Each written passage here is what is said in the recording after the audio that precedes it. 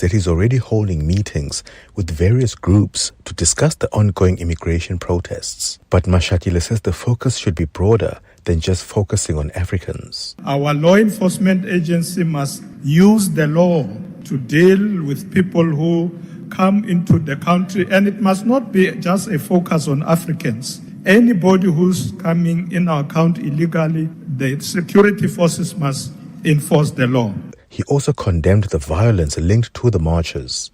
The issue of the vigilante group, I addressed a meeting of NEPAD this morning before I came here, and I did condemn that. Mashatile says security agencies have been asked to ramp up their enforcement and mob justice won't be tolerated. Babalo Ndenza, Eyewitness News, Parliament. Meanwhile, asylum seekers have returned to their homes in eThekwini after leaving due to safety concerns. Home Affairs officials have verified them and declared that they are in the country legally. The city has been the epicenter for much of the demonstrations. Nhlanhla Mabaso reports. It took a few hours for Home Affairs to process and verify the documents of the group of foreigners. Majority of them have been confirmed to be in the country legally. Officials say the migrants come from Burundi, Congo and Ethiopia. Some of them live in different townships, while others are based in the Durban CBD. eThekwini Mayor Cyril Xaba has pleaded with communities to respect their law. We think now ours is to accept the fact and accept them back into our communities. So they must go back and get reintegrated in our communities. We must accept them as people who are in the country lawfully. Xaba, however, says anyone else who is in the country legally must be deported. Again, we say that those who are in the country unlawfully must be arrested, taken through the court processes, and then deported back to their own countries. Because we don't want people who breach our own laws. While government has alleviated some of the safety concerns, some asylum seekers are still worried for their well-being. Nhlanhla Mabaso, Eyewitness News, Durban. FlySafair says bookings and operations will continue as normal despite being referred to the National Consumer Tribunal for overbooking flights. It's emerged that the airline may have contravened sections of the Consumer Protection Act, but FlySafair maintains that its overbooking model is both lawful and commonly applied in the global aviation industry. Mongezi Koko reports. FlySafair argues that Section 47 of the Consumer Protection Act expressly contemplates overbooking, provided customers are fairly treated when disruptions occur. The airline says more than 99.98% of customers travelled successfully during the period under review, adding that only a small fraction of passengers were denied boarding and were offered refunds, rebookings or compensation. The airline's Kirby Gordon. Our flights are operating normally and customer bookings are completely unaffected. The matter will now be decided by the National Consumer Tribunal, which could determine whether the airline's practices breached consumer protection laws. Mongezi Koko, Eyewitness News. And residents in a town at the center of an Ebola outbreak in Eastern Democratic Republic of Congo have set fire to a section of a hospital. They reportedly were prevented from taking the body of a man thought to have died from the virus for burial. The attack happened yesterday in Ituri province, where health workers have been struggling to contain the disease in an area with few medical facilities and where many people are displaced by conflict. The virus is suspected to have claimed 160 lives out of nearly 670 probable cases. Authorities say the attack reflects the difficult balance between public health measures and local customs, particularly around death and burial. Congolese officials and international health agencies insist that burials be conducted by specialized teams wearing protective gear because the virus is highly contagious. While there's no approved vaccine yet, Belgian infectious disease specialist Lawrence Lebesach says he's preparing to fly to the DRC to help with the fight against the outbreak. First thing we're going to do is to support diagnosis, decentralized diagnosis, so to get diagnostic kits on site so people can be tested hopefully the same day and that samples don't need to be shipped to Kinshasa or to Goma. Gold is trading at $4,530.33 an ounce. The rand is at 16.45 to the dollar, 22.09 to the pound, 19.11 to the euro. Brent crude oil is at $104.32 a barrel. And in the traffic, we've got delays on the N12 East. This is as you leave El Dorado Park. There's an accident after Klipspruit Valley Road is causing delays. There's also queuing traffic on the Mike 1 North approaching Boyson's Road. This is due to peak time delays. And in your sport, Bafana coach Hugo Broos has named a World Cup preliminary squad that is Sundowns and Pirates heavy, but does include 4 Chiefs players. Orlando Pirates feeling the pressure ahead of tomorrow's must-win league clash with Orbit College. In golf, Zander Lombard leads in Belgium by 1 shot and 8 under. And the NASCAR community rocked by the news of the legend Kyle Busch's death at the age of 41. A cloudy Friday in store for Gauteng, Johannesburg, starting at 7 degrees, peaking at 18, Pretoria 8 and 19, Vereeniging 6 and 19 degrees as well. The top story in EWN this hour, Deputy President Paul Mashatile wants immigration law enforcement to focus on all foreigners and not only Africans. EWN, in touch, in tune and independent. For the latest, visit ewn.co.za or download the EWN app. On Sunday, 26 July, 7:02 Josie My Josie Walk the Talk unites us all in the iconic Joburg CBD. 7:02 Walk the Talk. Enter now on primemediaplus.com. This is Breakfast with Bongani Bingwa on 7:02. Let's walk the talk. 9 minutes after 6 o'clock, it's Friday, the 22nd of May, the year of our Lord, 2026. Welcome to the program. My name indeed is Bongani Bingwa. South Africa, do we need new leaders? I saw a very interesting piece written by Ferial Haffiji and some of her colleagues around who the new crop of leaders politically might be. And they mention all kinds of people like Minister Ronald Lamola, Minister Siviwe Kwahube, for example, are seen as part of the new crop of leaders that are emerging in South Africa. What do we want in our leaders? Leaders who will not have struggle credentials, leaders who will not come from families that have struggle credentials, leaders who will be there because they are qualified, they are able to do the job, they're able to deliver. We're going to have that conversation with Musi Maimane, who was, of course, once touted as the Obama of Soweto. Do you remember that? We'll be talking to him about leadership and what qualities we should look for in our political desk conversation. Thousands of matriculants who wrote the exam, who passed the exam, are still waiting for their certificates. What's going on? We'll ask Umalusi's acting CEO about that. Reach for a Dream is bringing back Slipper Day, which is going to be next week, but we'll tell you about how you can prepare for it and be a part of it. And the 14th annual Kingsmead Book Fair is in town. It's happening this weekend. Welcome to the show. This is Breakfast with Bongani Bingwa on 7:02. Let's walk the talk. I'm not alone, of course, as always, a team of colleagues behind the scenes putting the show together. And in the studio, my esteemed, what do I call them? Partners in crime. Colleagues, friends, Amoramila and Mutero Kharipe. Good morning to you. Happy Friday. Happy Friday and Happy good Friday. morning. And let's just get straight into it. A one, 2, 3. It's a Friday. It's a Friday. It's a Friday.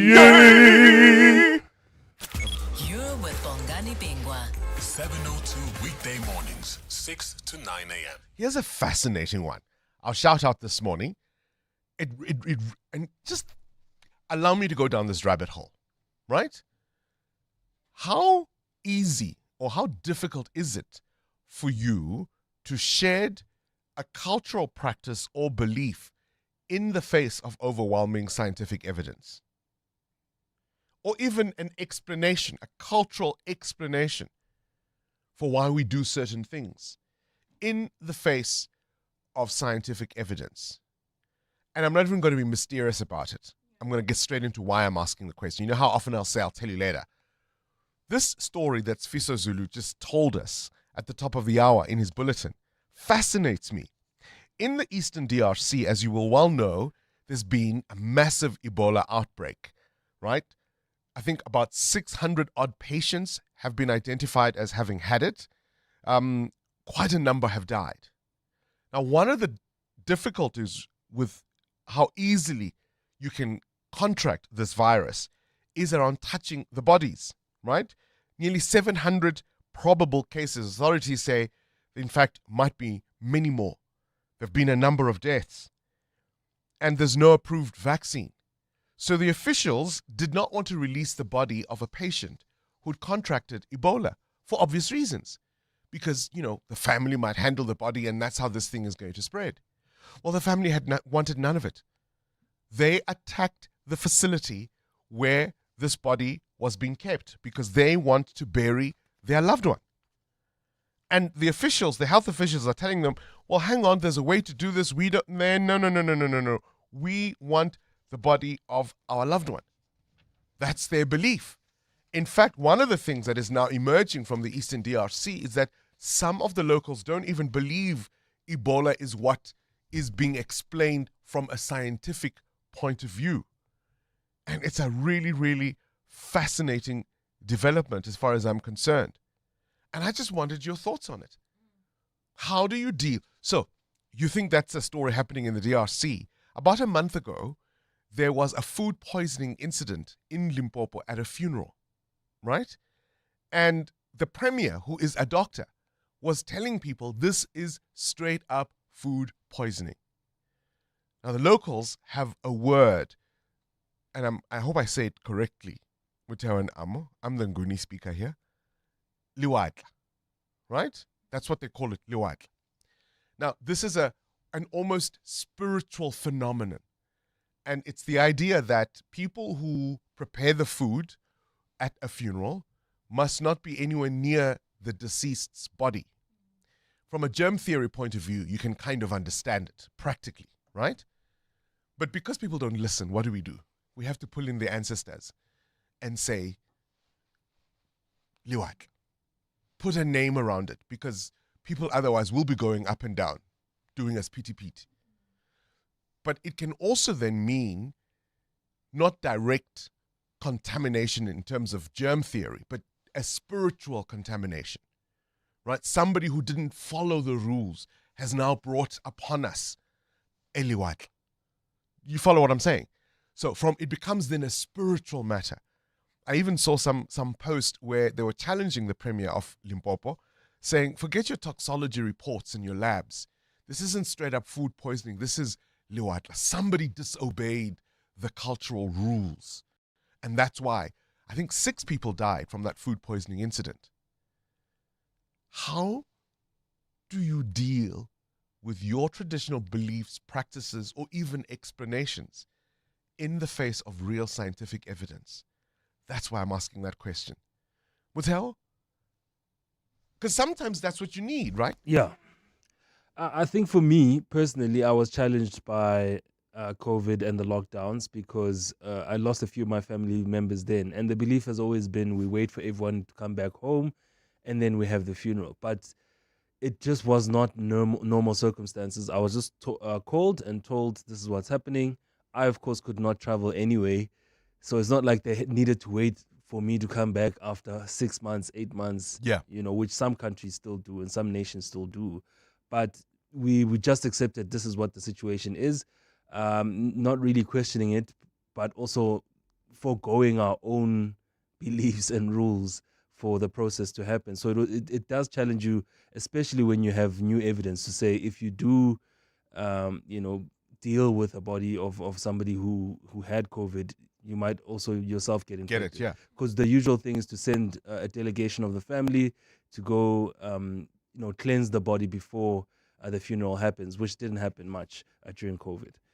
It's a fascinating one, right? Amo? It is indeed a fascinating one, particularly because if you are a family of mixed generations, which is what makes a family actually, there would be people that believe the older way of doing things, right? And no matter how you can try and explain to them that this person passed away because of cancer, they will still tie it to some witchcraft or some spiritual, and you will be confused because then you are trying to explain. And if you are not almost like agreeing with him. It's like you are dishonoring the culture, the family tradition. And that's part of the question. Do you question what we do in the name of culture? Yeah. Take a funeral. What do we do when we all come back from the graveyard? We wash our hands. With a big bowl, Yeah. right? Mm. Now, I don't mind doing that. You can put alu in there, happiness to do it, if I'm one of the first.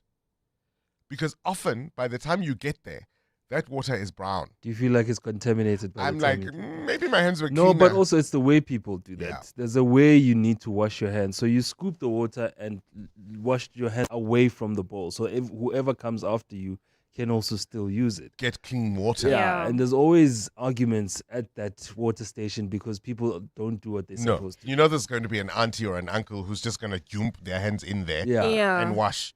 And then the rest of you must now...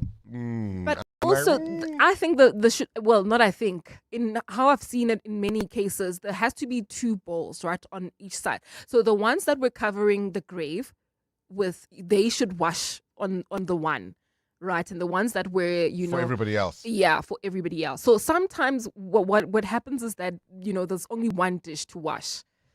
So those that were covering the grave will wash in the same one as those that weren't. So do you question cultural practices? And how much does that land in your family? Morning, Bongs and 702 listeners. You see, Tabongs, as Africans, religion has brainwashed us. We no longer believe in empirical evidence or scientific evidence, but religion, everything now is based on religion, witchcraft. That's the problem about us. Lovuyo, Krasmir. Let's walk the talk. 702. 19 after 6. Mateo, you've got a question of your own? Yeah, I want to know this morning, are you upskilling? Are you improving yourself while at work? Are you taking up courses? And are you doing this because, you're trying to be an asset to the company, given that there's a lot of job shedding from a lot of companies, but also the advent of technology and what AI is doing to different sectors? It is important to upskill, and it is important that you are seen in the business, whatever company you may work for, as somebody whose skill set is growing and improving. You want to project, I think, that kind of image of yourself. I think that's an important thing, but also for your own personal development and your own sense of fulfillment and growth and challenge. So I'm one of those people who absolutely encourages upskilling in whatever way opportunities may allow.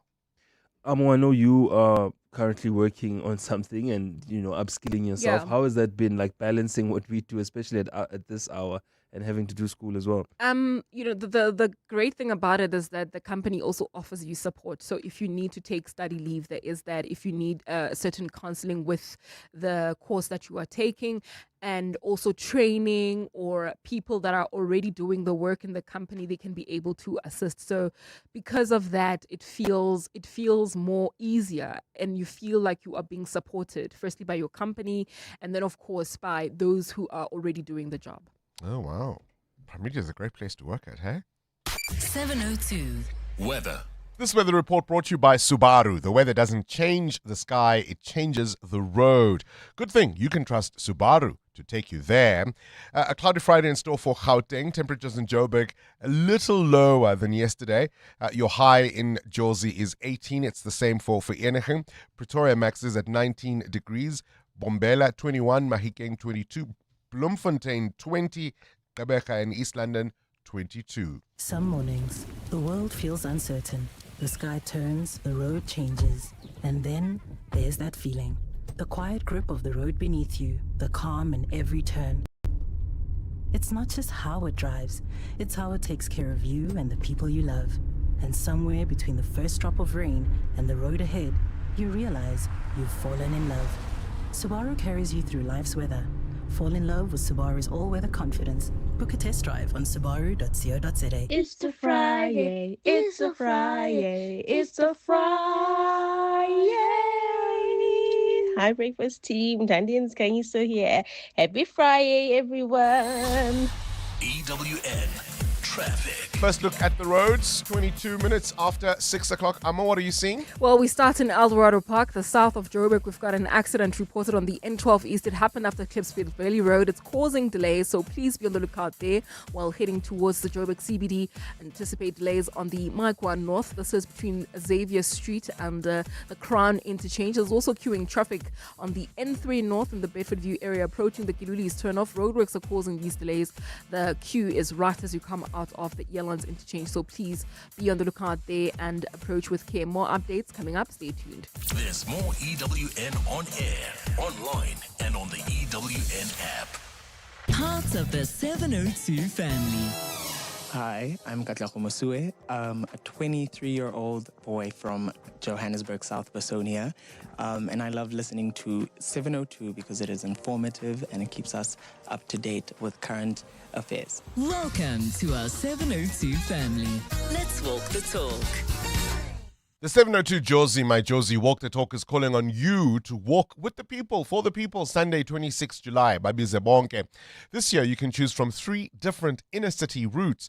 The 5-kilometer Victoria Yards route takes you from Ellis Park through the inspirational Joburg Cricket Club into Victoria Yards, past the Troyville Hotel, and then you finish off at Ellis Park. So whether you're doing 5Ks, 8Ks, or 15Ks, enter now on PrimeMediaPlus.com and get ready for the 702 Josie My Josie Walk the Talk, hosted by the City of Johannesburg.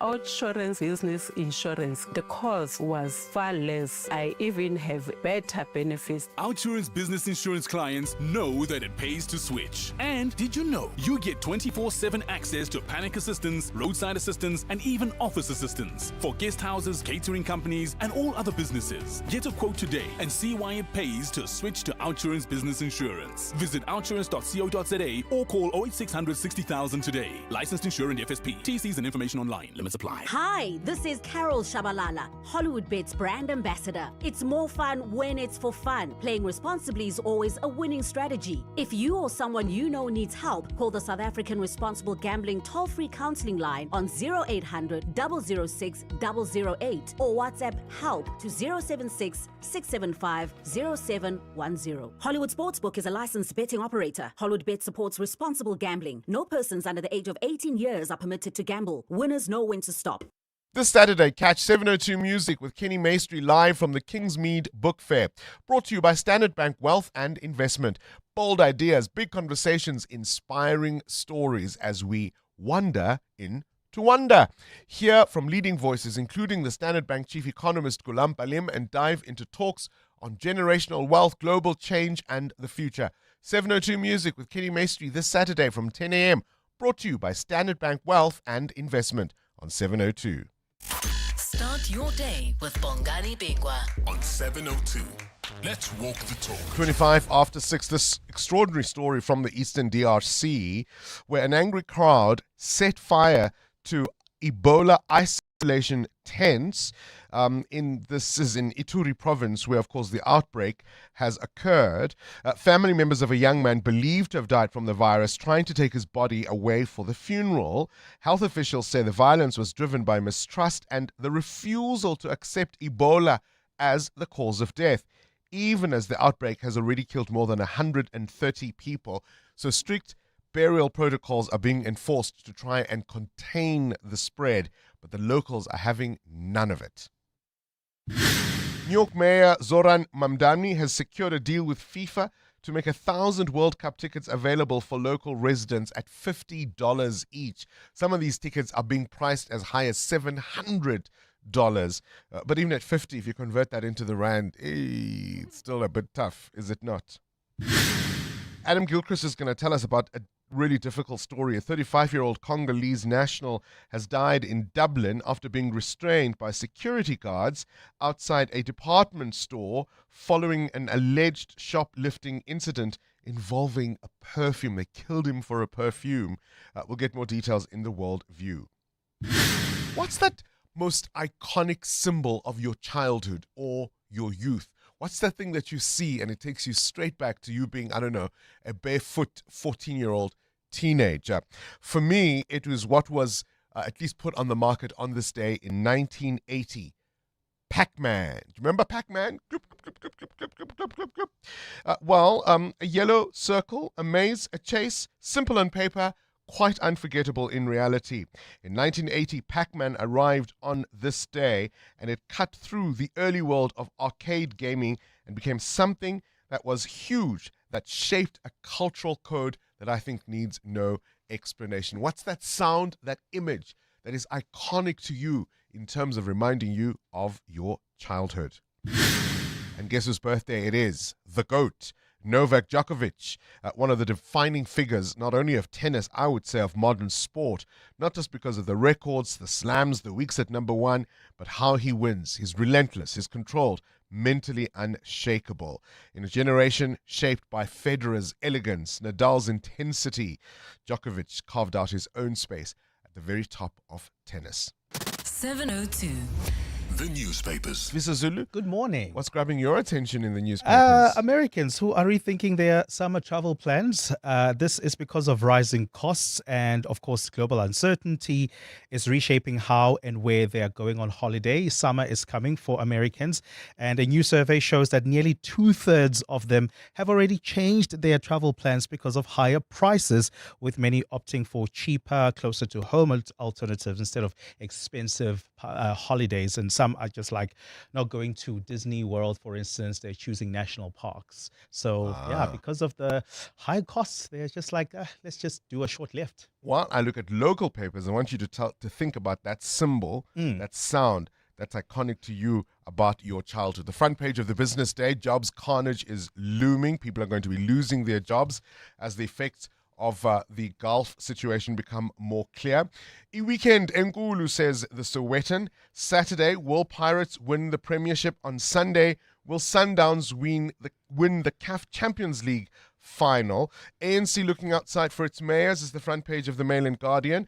Borehole control ridiculous, says the Citizen. EWN Business. All right, Muteo, I want you to ask your question once more. Are you improving your skills at work, and are you worried about technology and how it could affect your role going forward? What prompts the question? Well, companies around the world are shedding jobs by the thousands to reduce operating costs, restructure for profitability, and automate roles using artificial intelligence and technology. Now, according to Business Insider, more than 30 companies have laid off employees so far in 2026, continuing the trend of significant workforce reductions across a broad range of industries, including tech, media, finance, and retail. Now, some, including Block, Coinbase, and Standard Chartered, have cited the impact of artificial intelligence as a key reason for the layoffs. Of course, Standard Chartered are letting go of their workers this week. Audit firm KPMG has also deployed Claude to all 276,000 employees. Now, Claude is a family of advanced artificial intelligence assistants developed by Anthropic, designed for problem solving, complex reasoning, and coding. So you might really say for those employees at KPMG, the writing may be on the wall. Now, the owners of Insta and WhatsApp, Meta, are notifying their workers, about 8,000 of them, that their jobs had been lost. That's about 10% of their workforce. In the same week, the company reporting $56 billion in quarterly revenue. So it's not that the money is not there, but there's a big shift in terms of technology. Now, for the year to date, there's been around 113,000 tech layoffs, around 137 companies. That's 825 jobs per day since January. In South Africa, about 300,000 jobs were lost in the first quarter. Companies must beware of the Dorman fallacy. One of the most brilliant marketers has the story. Roy Sunderland, he's got this brilliant story of a hotel that let go of the doorman because what function does he really fulfill? And numbers dropped, booking numbers dropped because the guy who remembered everybody's birthdays, the guy who used to hail taxis in the rain, it just didn't feel the same. They considered him a low-value employee, and then the hotel lost business because you couldn't quite measure his value on a spreadsheet. So businesses better beware. Where's the rand? 16 Rand 45 against the US dollar, flat this morning. 19 Rand 11 cents against the euro, 22 Rand 8 cents against the British pound. Price of gold, $4,528 an ounce, while platinum is at $1,958. Brent crude at $104 a barrel. More business after 7. Right, time for the latest eyewitness news. Let's keep matters right here in Gauteng. Sfiso Zulu, good morning. Thanks, Bongani. Good morning. The health department in the province says it has paid most of the province's mental health NGOs amid reported funding delays affecting vulnerable patients.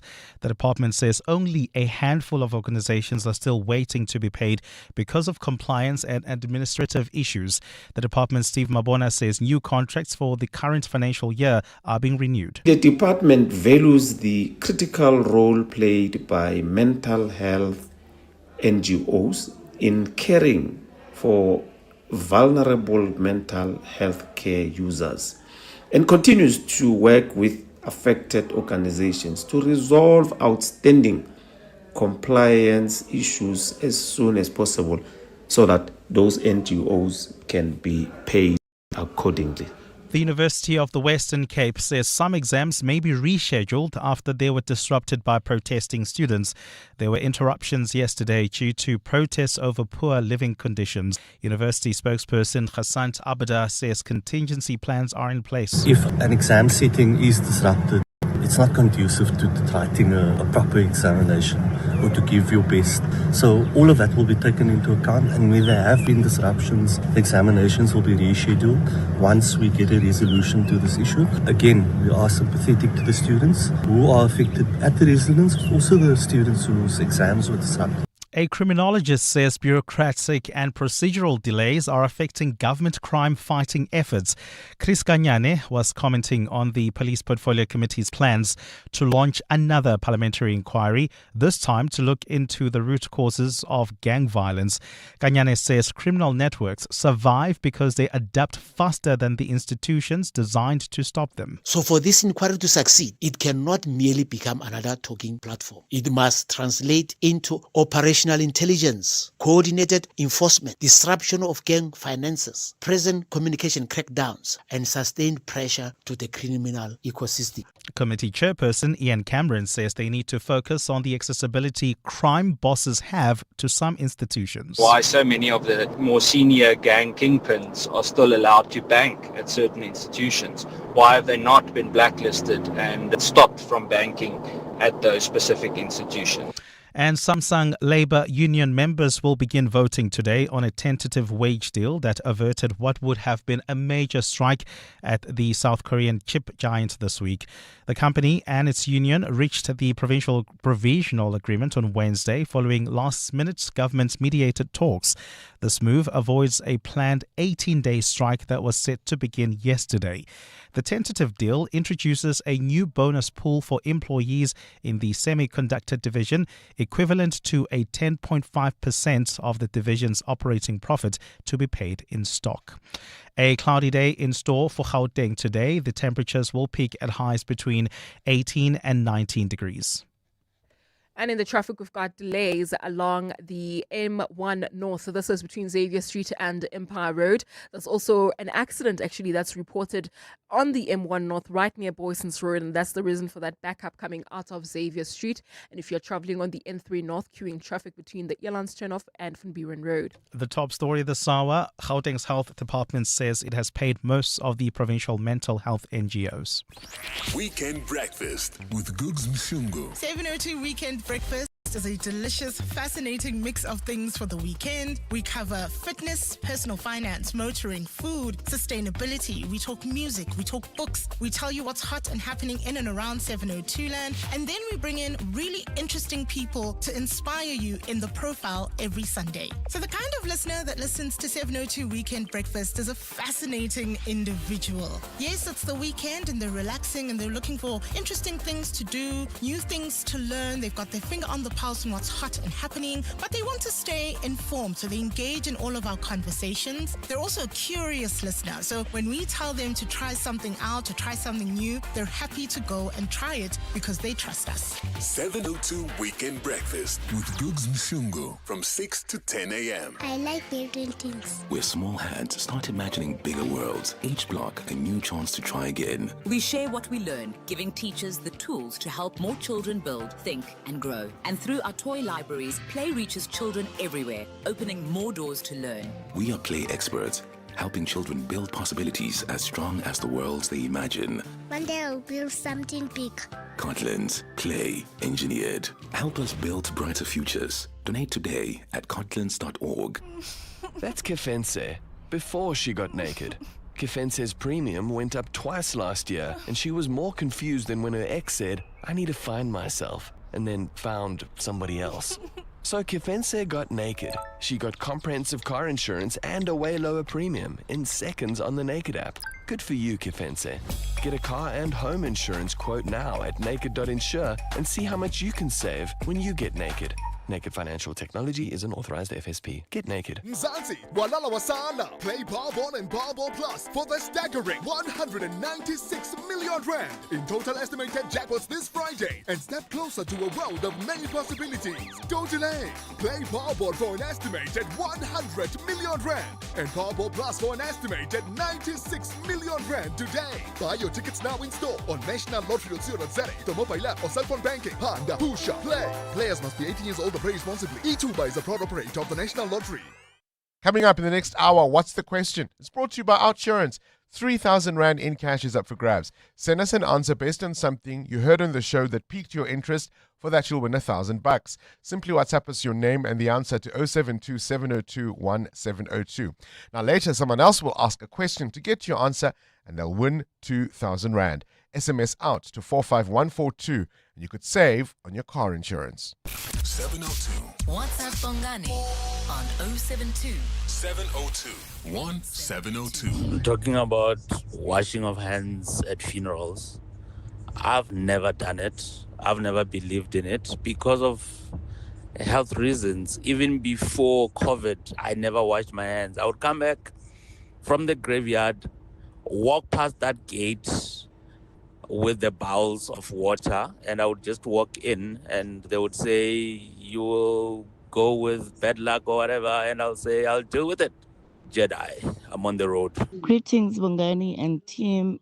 Listen, in the case of washing your hands after a burial, how it is done nowadays is that a manual water dispenser or a kettle is now used to pour the water on the hands, and the water, you wash your hands without having to dip your hands inside a bowl. No, it's no longer done that way.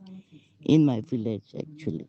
I'm not sure about other villages, just for hygienic purposes. Good morning, Bongani. You see, on the issue of washing hands after the funeral, what I normally do, I will go there, I'll just put tips of my fingers into the water, and then from there I'll look for a tap to wash my hand. If I cannot find a tap, then I will use a wipe to clean my hands. So I don't normally put my hands and wash. No, because I believe that I need to wash my hands, just put the tip, just to comply with religion. Abraham Shoshangube, thank you very much. Well, I mean, I don't even think it's about religion at times. We're having, if you've just joined us, this fascinating conversation, this Ebola outbreak in the Eastern DRC. There are now strict protocols in place around how you bury your loved ones in that part of the world for obvious reasons. A young man was not released to his family because of these protocols, because the fear is this thing will spread. You touch an Ebola-contaminated body, you're going to spread this thing around. Family wants nothing to do with these rules. All they want is to bury their loved ones. So they attacked the facility and they try to burn it down in order that the body be released. And I'm asking, how do you deal with beliefs or traditional practices or cultural practices in the face of scientific evidence? And one of the things that I think we must also be clear about is that not all these practices don't make sense. I can see why when people return from a graveyard, they need to wash their hands before they eat, right? But because people don't listen, we have to pull rank on them and say, it's a cultural practice. The ancestors want you to do it. Probably the original reason was just for pure hygiene and nothing else. But now people are coming up with all kinds of fancy dispensers. And as Mateo says, the rule is to scoop out the water and wash your hands away from the bowl. Because sometimes you look at that water and you're like, my hands are clean. Hey? Yeah, your hands are murky. So on YouTube, we've got faithful listeners or watchers at this point. Shahindra Mune is saying that science is not exact. Many beliefs are irrational, so debunking a belief must be handled delicately. Someone else is saying, yes, I have a family who believe in Isandla SCB, meaning the bad hand that slaughtered the animal, and that's why many people had stomach aches after eating the food. Let's talk. Yo, sekusele kancane, sizophumelela. Shapa Pagavia, shapa. EWN Sport. Cindy Paluta. Good morning. Mean, the World Cup fever is starting. You're starting to hear things a little bit more. Ticket conversations, podcast conversations around the corner. It's less than 3 weeks to go. Philip, this time, 3 weeks from now, Bafana would have already opened their campaign against Mexico. That's how soon it is, right? And you think, what? There's still so much football still to be played. But yes, so it means that yesterday, Coach Hugo Broos named his prelim squad. He has to cut that down by Wednesday. So we're having a lot of the national teams being named. He's waiting. He's going to wait till Wednesday because, of course, you've got 2 big games this weekend. But interesting squad that he's chosen. He's chosen 9 players from Sundowns. 9. So it's Mamelodi Pirates, basically. No, there's 4 players from Chiefs this time round. Mamelodi Pirates. That's it. Brandon Peterson, Tabiso Monyane, Bradley Cross and Lebogang Mabue are the players that are from Kaizer Chiefs. Everybody quite shocked that left out was Mahau and Kota and Siabonga and Gezana. And then, of course, Lorch and Tau missing as well. But I think he's going to wait to see how Sundowns and Pirates go this weekend because they're both playing huge games. So you just don't know what's going to happen to everybody there. But starting tomorrow, Orlando Pirates can be crowned league champions if they beat relegation-threatened Orbit College at a sold-out Bombela Stadium at 3 p.m. Or should we just call it Orlando Sundowns? Can I tell you that a very good thing to do is when you're watching a game like Orlando Pirates against Orbit College tomorrow and you want them to win, is to actually, if you've got a smartwatch, is actually track it as a functional workout. This is what I do when I watch I promise you, this is what I do when I watch my children play sport, and you can get a good average 130 average heart rate by just watching because it's so exciting. So do that tomorrow, and then on Sunday do that again when Sundowns play AS Far in Rabat, Morocco for the second leg of the CAF Champions League final. Sundowns do have a 1-goal advantage going into that game. Here's midfielder Marcelo Allende on the heavy workload this season. We're coming from a lot of game in this last part of the season. We know we are in Mamelodi. We have a lot of game, a lot of competition, and we want to take everyone at home. So it's the prize when you play in this type of club, you know. I think everyone is clear on this, and we have a good mentality and a good idea. Cricket South Africa has been slammed after tickets for the New Year's Test against England in Cape Town sold out in minutes. CSA is accused of prioritising overseas travel groups. CEO Polesi Moseki says more tickets will go on sale soon. We do apologize to our supporters and friends. You know, I think there was clearly not really good communication, hence this frustration that has been felt by everyone. But there has been learnings that have been taken. Hence, the last few days we've been trying to reassure our fans about the process that has been followed and to see the post-mortem of how can we actually try to remedy this. In golf, Sander Lombard leads the Soudal Open in Belgium, and opening round 63 has him on 8 under, 1 ahead of Richard Sterney. And NASCAR community in mourning following the shock death of the legendary Kyle Busch. The cause of death not known, but he had been admitted to hospital yesterday after battling with a sinus cold. 41-year-old Busch set the record for most victories in all NASCAR's national series, 234 in total. He was also a 2-time Cup Series champion. He was scheduled to race this weekend. Cindy Paluta, Eyewitness News Sport. That's Liesel, before she got naked. Liesel checked her insurance premium and got angrier than the time a teenager called her Tani. So Liesel got naked and got comprehensive car insurance and a way lower premium in seconds, all on the Naked app. There we go, Liesel. Get a car and home insurance quote now at naked.insure and see how much you can save when you get naked. Naked Financial Technology is an authorized FSP. Get naked. It's time to get revved up.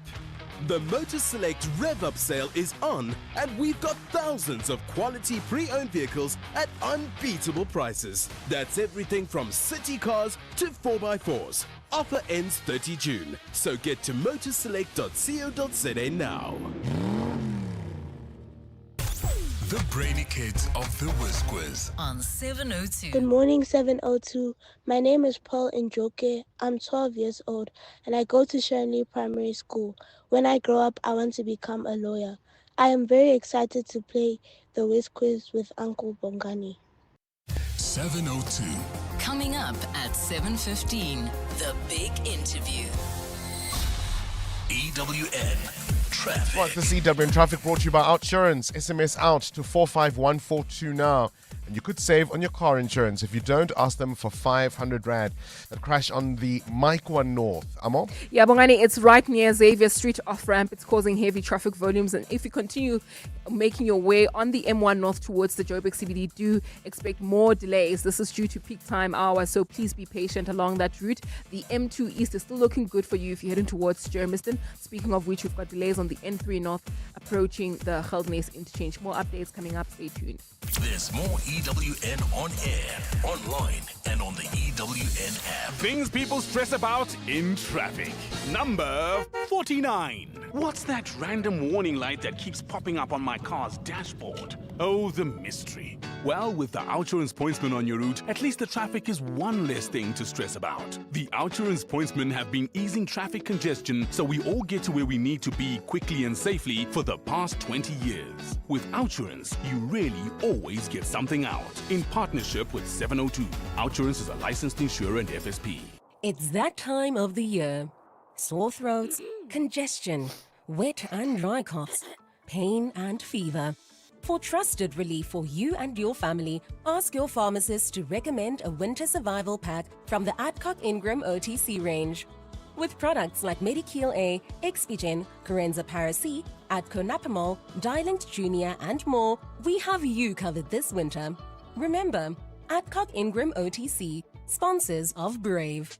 The Wits School of Governance develops leaders and innovators, those who reimagine governance, strengthen institutions, and drive inclusive growth. Apply now for postgraduate diplomas, masters, PhD programs, and executive education. We equip change makers to lead boldly and with purpose. Governance matters. Choose WSG to shape the future. Visit wsg.ac.za before 31st May. Let's hear from Dr. Amant, owner of Monument Dental, why it pays to switch to Outsurance Business Insurance. It was one call and I was covered immediately. We are very happy with the premium we're paying. I wish I did it sooner. For dentistries, general medical practices, and all other businesses, get a quote today and see why it pays to switch to Outsurance Business Insurance. Visit outsurance.co.za or call 08600 60,000 today. Licensed insurer and FSP. TCs and information online. My name is Richard Sutton, and I'm the host of the podcast Shift Happens. This podcast is about you and the seasons of growth, change, and transformation that shape who you become. My guests are people who have walked long, difficult roads and along the way developed the tools and skills they needed not just to survive, but to thrive and make a real impact in the world. So if you're feeling stuck, uncertain, or searching for what's next, this podcast is for you.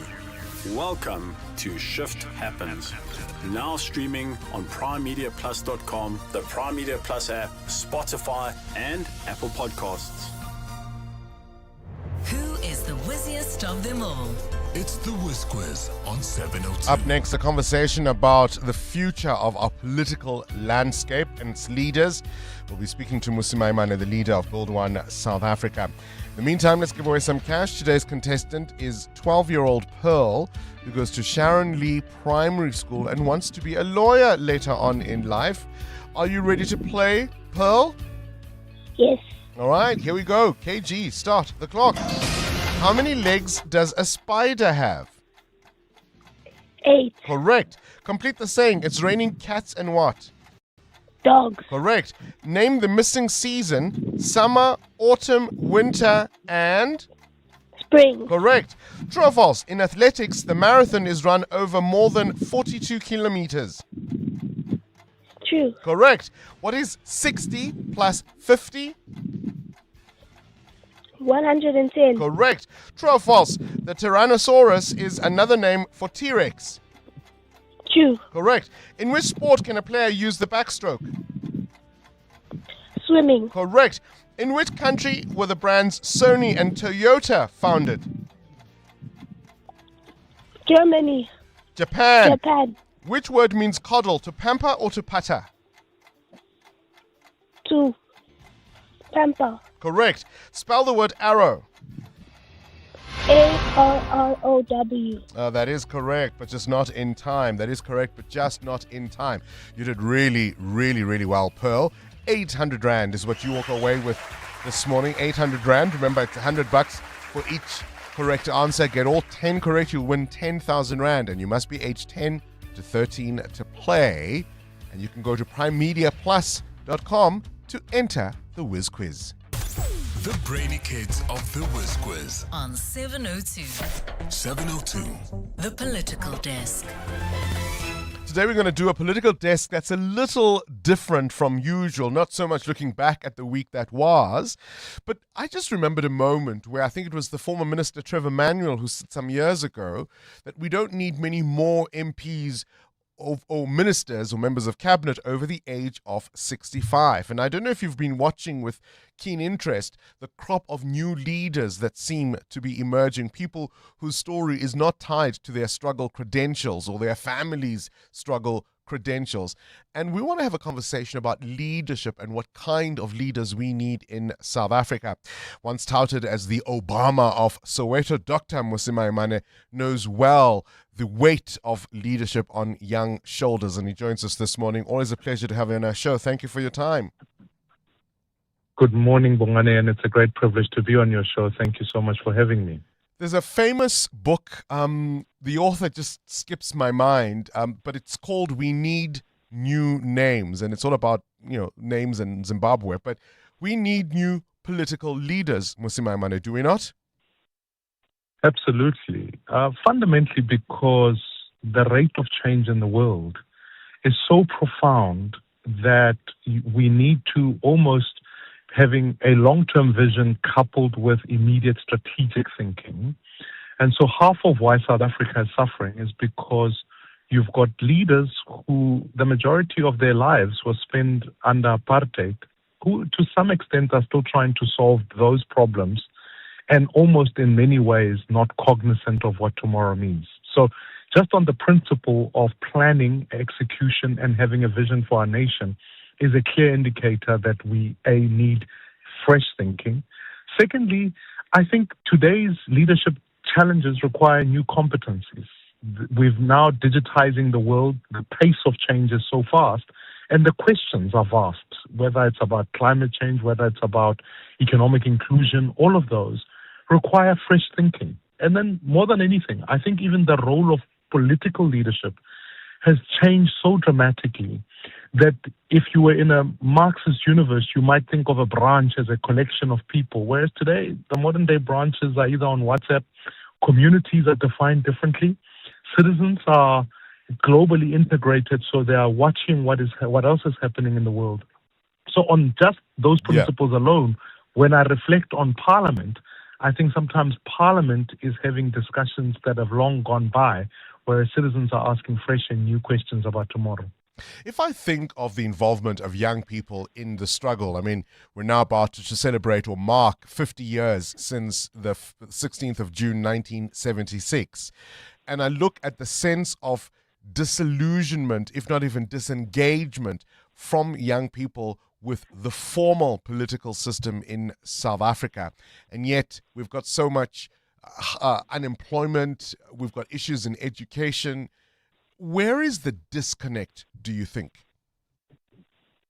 I think, not over harking on my previous point, is that I think young people are disengaged because the questions they are asking, they're not being engaged on. I think young people genuinely when I reflect on some of the challenges they look at today, they're saying, look, I'm entering into a digital universe as far as work is concerned, and yet political parties have economic plans that hark back to an industrial era.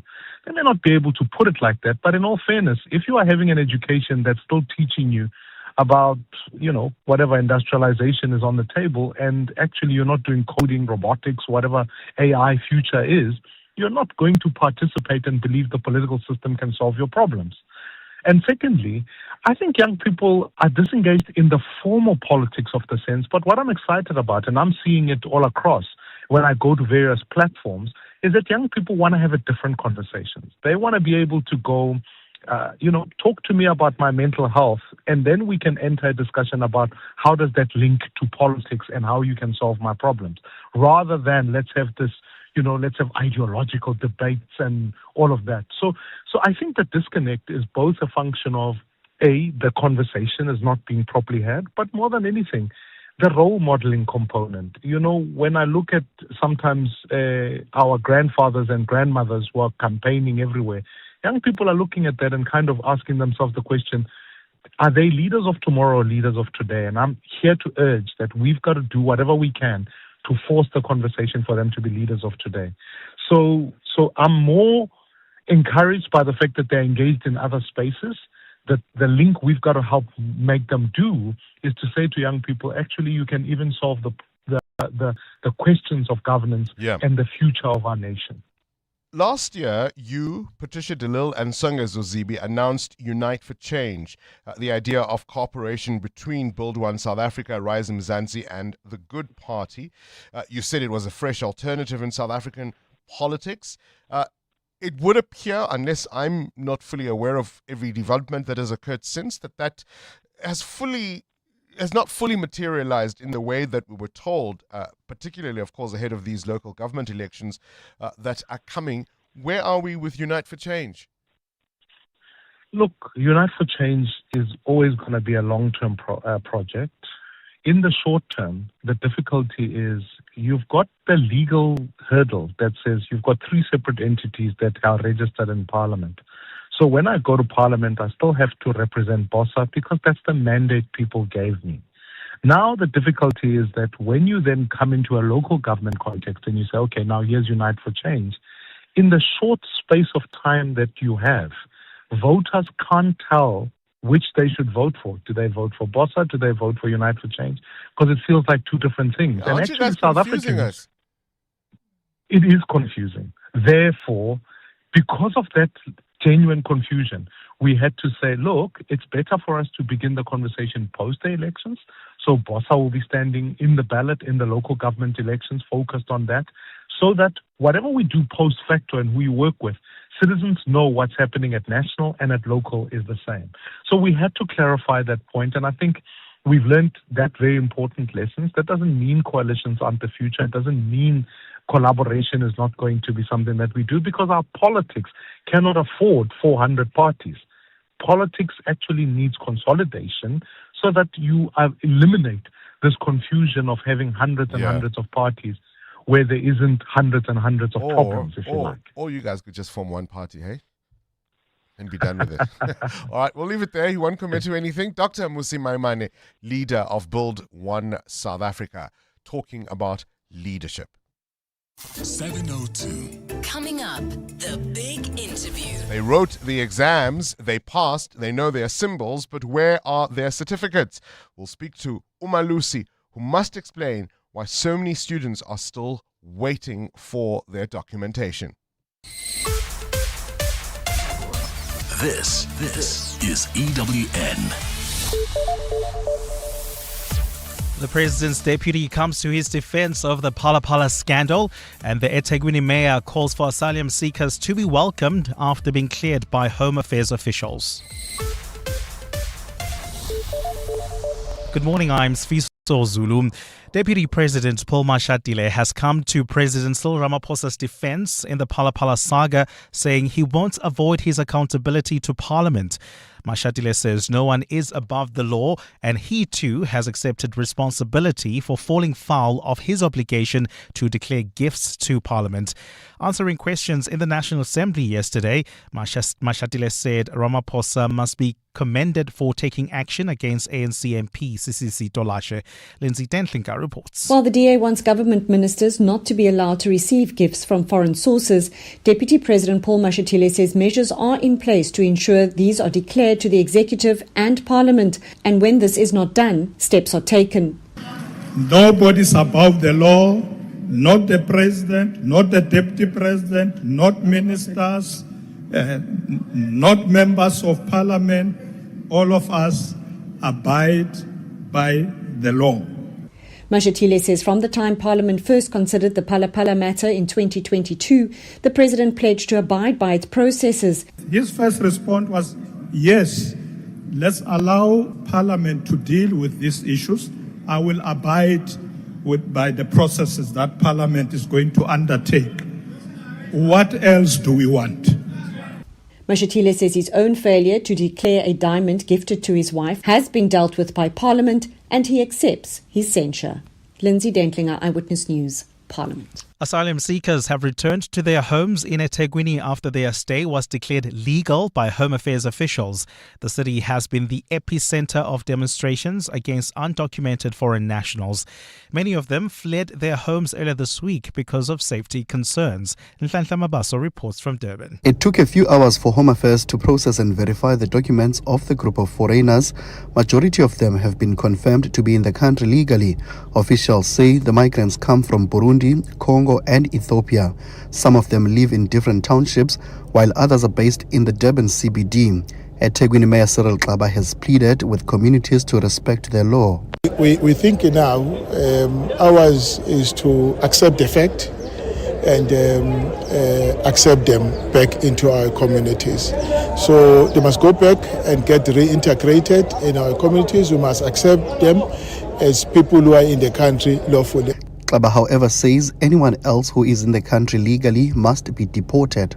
Again, we say that those who are in the country unlawfully must be arrested, taken through the court processes, and then deported back to their own countries. Because we don't want people who breach our own laws.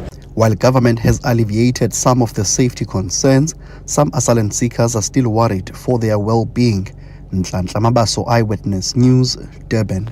FlySafair says bookings and operations will continue as normal despite being referred to the National Consumer Tribunal for overbooking flights.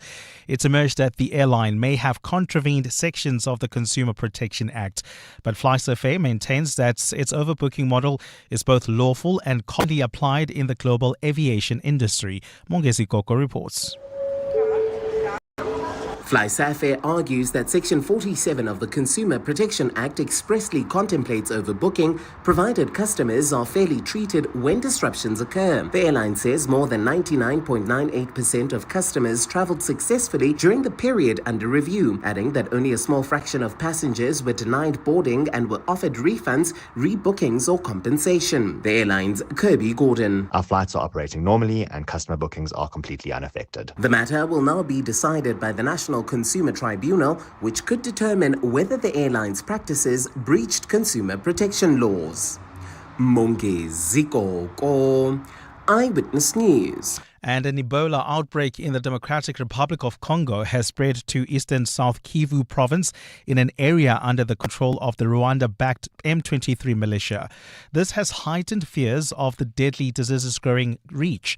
Efforts to get a grip on the latest outbreak of the highly contagious fever, which the World Health Organization has declared an international emergency, have been hampered by the DRC's long-running conflicts, including between the Congolese army and the M23.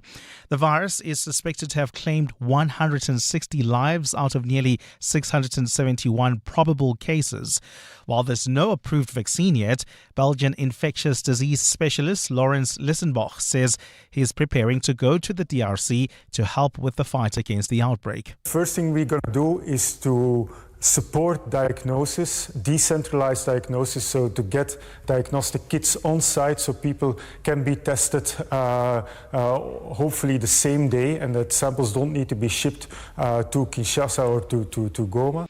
Gold is trading at $4,530, 33 cents an ounce. The rand is at 16.46 to the dollar, 22.10 to the pound, 19.11 to the euro. Brent crude oil is at $103.89 a barrel.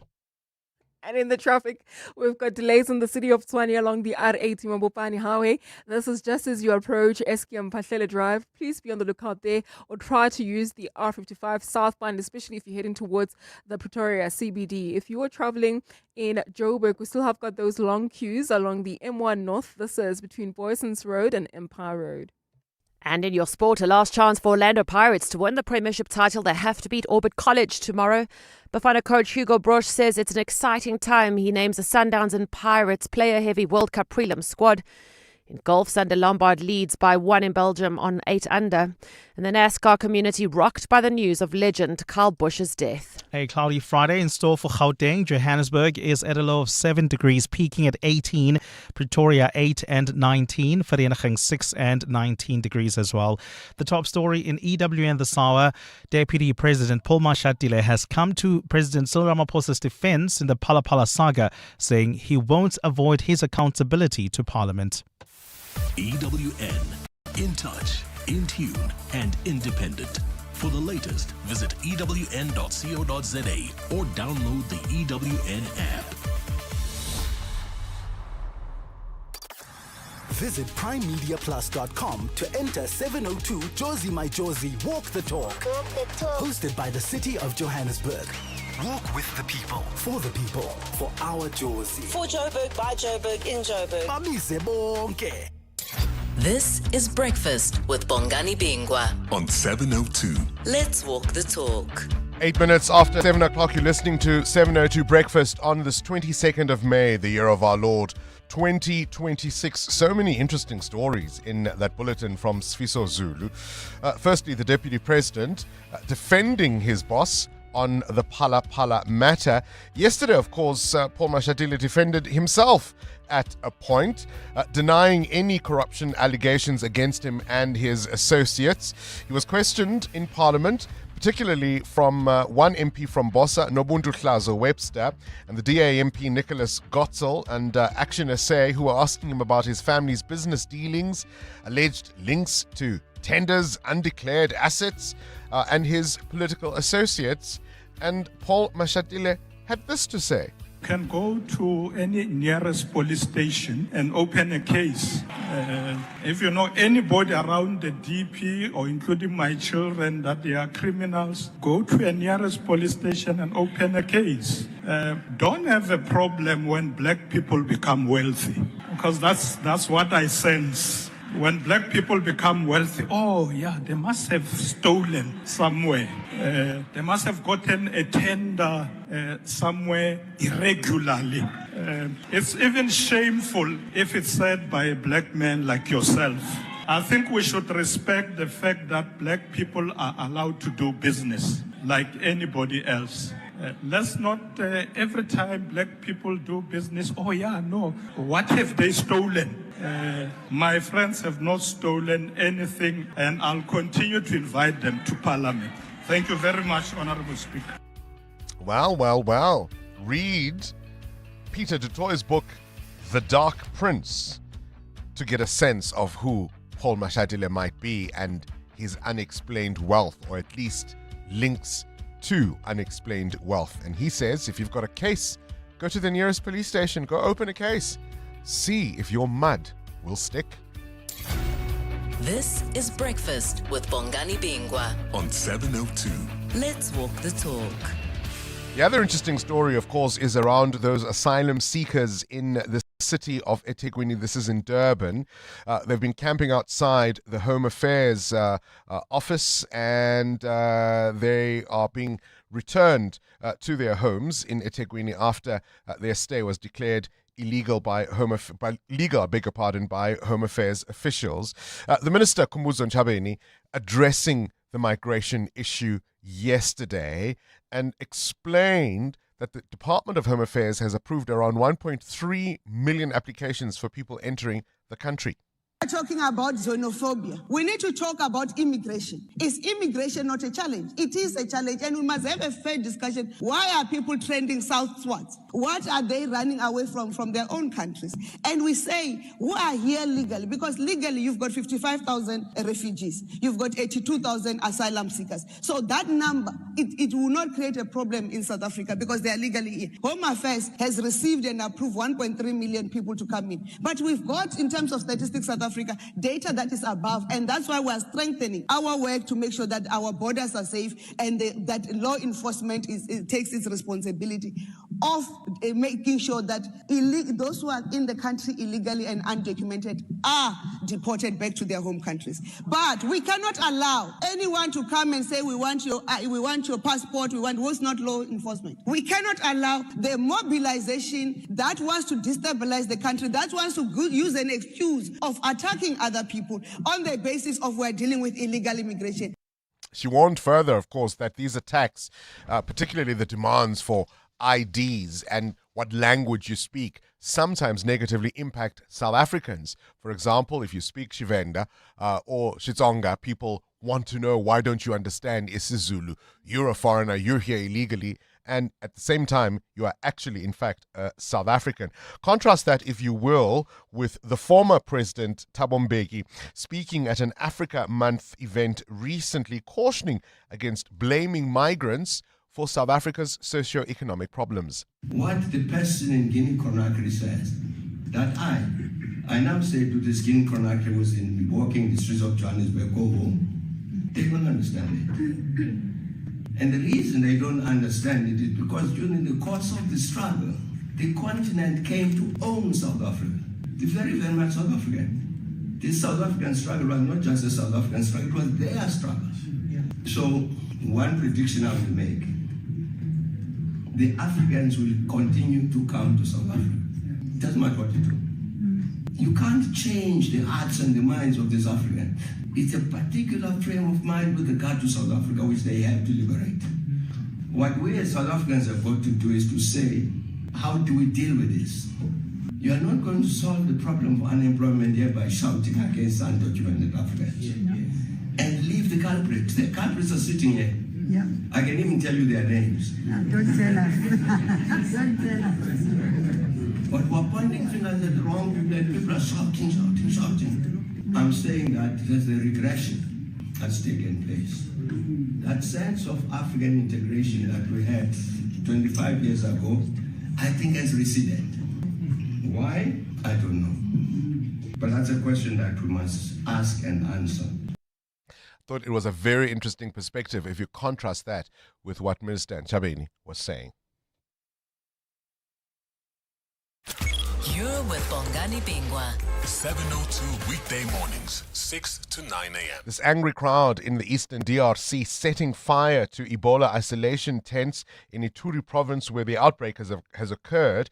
Family members of a young man believed to have died from the virus tried to take his body away for a funeral, for a burial. Authorities, of course, said, hang on, there must be particular protocols for burials. They didn't want to release the body because they're worried about containing the spread of Ebola. The family having none of it. Unrest, protesters throwing stones, torching makeshift wards, forcing police to fire warning shots and place medical staff under military protection. Guess whose birthday it is today? She turns all of 56 years old. Naomi Campbell, born in London on this day in 1970. The supermodel, as she is known. And what was the number one song on this day in 1993? Janet Jackson. That's the way love goes. EWN Traffic. This EWN Traffic brought to you by Sizekaya. The National Lottery is changing lanes and moving over to Sizekaya, your new official national lottery operator from the 1st of June. There are delays in the capital. Traffic, what's going on? Yeah, that's correct, Bongani. Peak time delays along the R80 between the Hairpin Bend and Eskiam Patlela Drive. As a result, we also have got delays on Eskiam Patlela Drive just as you approach the R80 turnoff. If you're traveling along the N1 North, do expect delays just as you come out of the Flying Saucer interchange. That's due to peak time delays there. I'll have more traffic updates coming up. Stay tuned. There's more EWN on air, online, and on the EWN app. Mzansi, your chance is finally coming home with Sisekaya, the new official national lottery operator. We're bringing back Lotto live draws. Experience the thrill live with real people, real wins, and real-time excitement. And the next number is 7. 7 is for heaven. Tune in every Tuesday, Wednesday, Friday, and Saturday at 9 p.m. Feel it, live it. It's here. A new chapter begins with Sisekaya, 1 June 2026. Tabo's got 6 buckies running around fixing pipes, chasing invoices from Sentin to Soweto. They don't rest. But when one gets messed up in traffic, yo! That's not a scratch, my guy. No bucky, no money. But with Budget's affordable business insurance, Tabo's fleet is sorted. So when expensive days happen, his hustle keeps rolling. Visit budgetinsurance.co.za for a business insurance quote today. Budget is a licensed non-life insurer and FSP. T's and C's online. Chamberlain is famous for our annual carnival and hardware since 1903.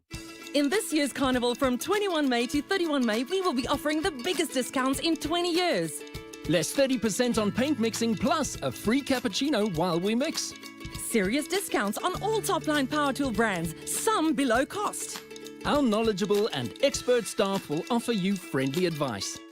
Chamberlain, famous for our carnival and hardware since 1903.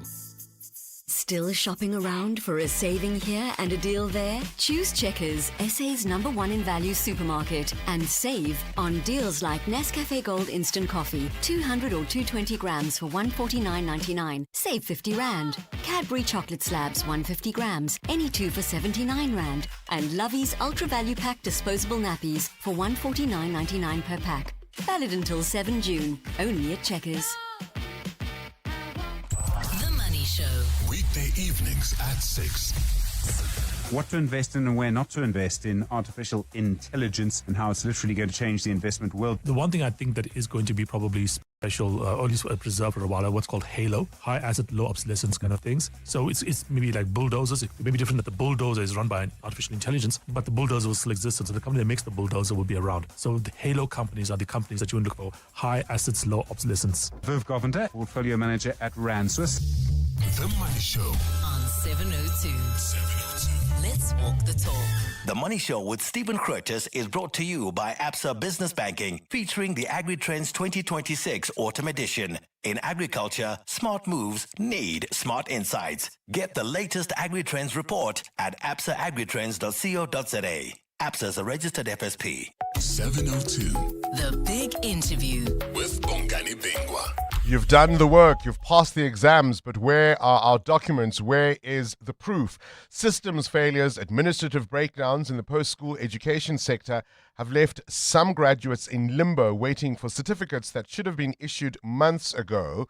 Umalusi has told Parliament the delay is not due to a backlog on their side. Instead, the problems could lie elsewhere, including, of course, the Department of Higher Education and Training not following certification rules, missing or incomplete student results, and unsolved exam irregularities. The impacts, of course, will be significant because without certificates, those qualified students cannot apply for jobs that will require proof of qualifications. How do we solve the problem?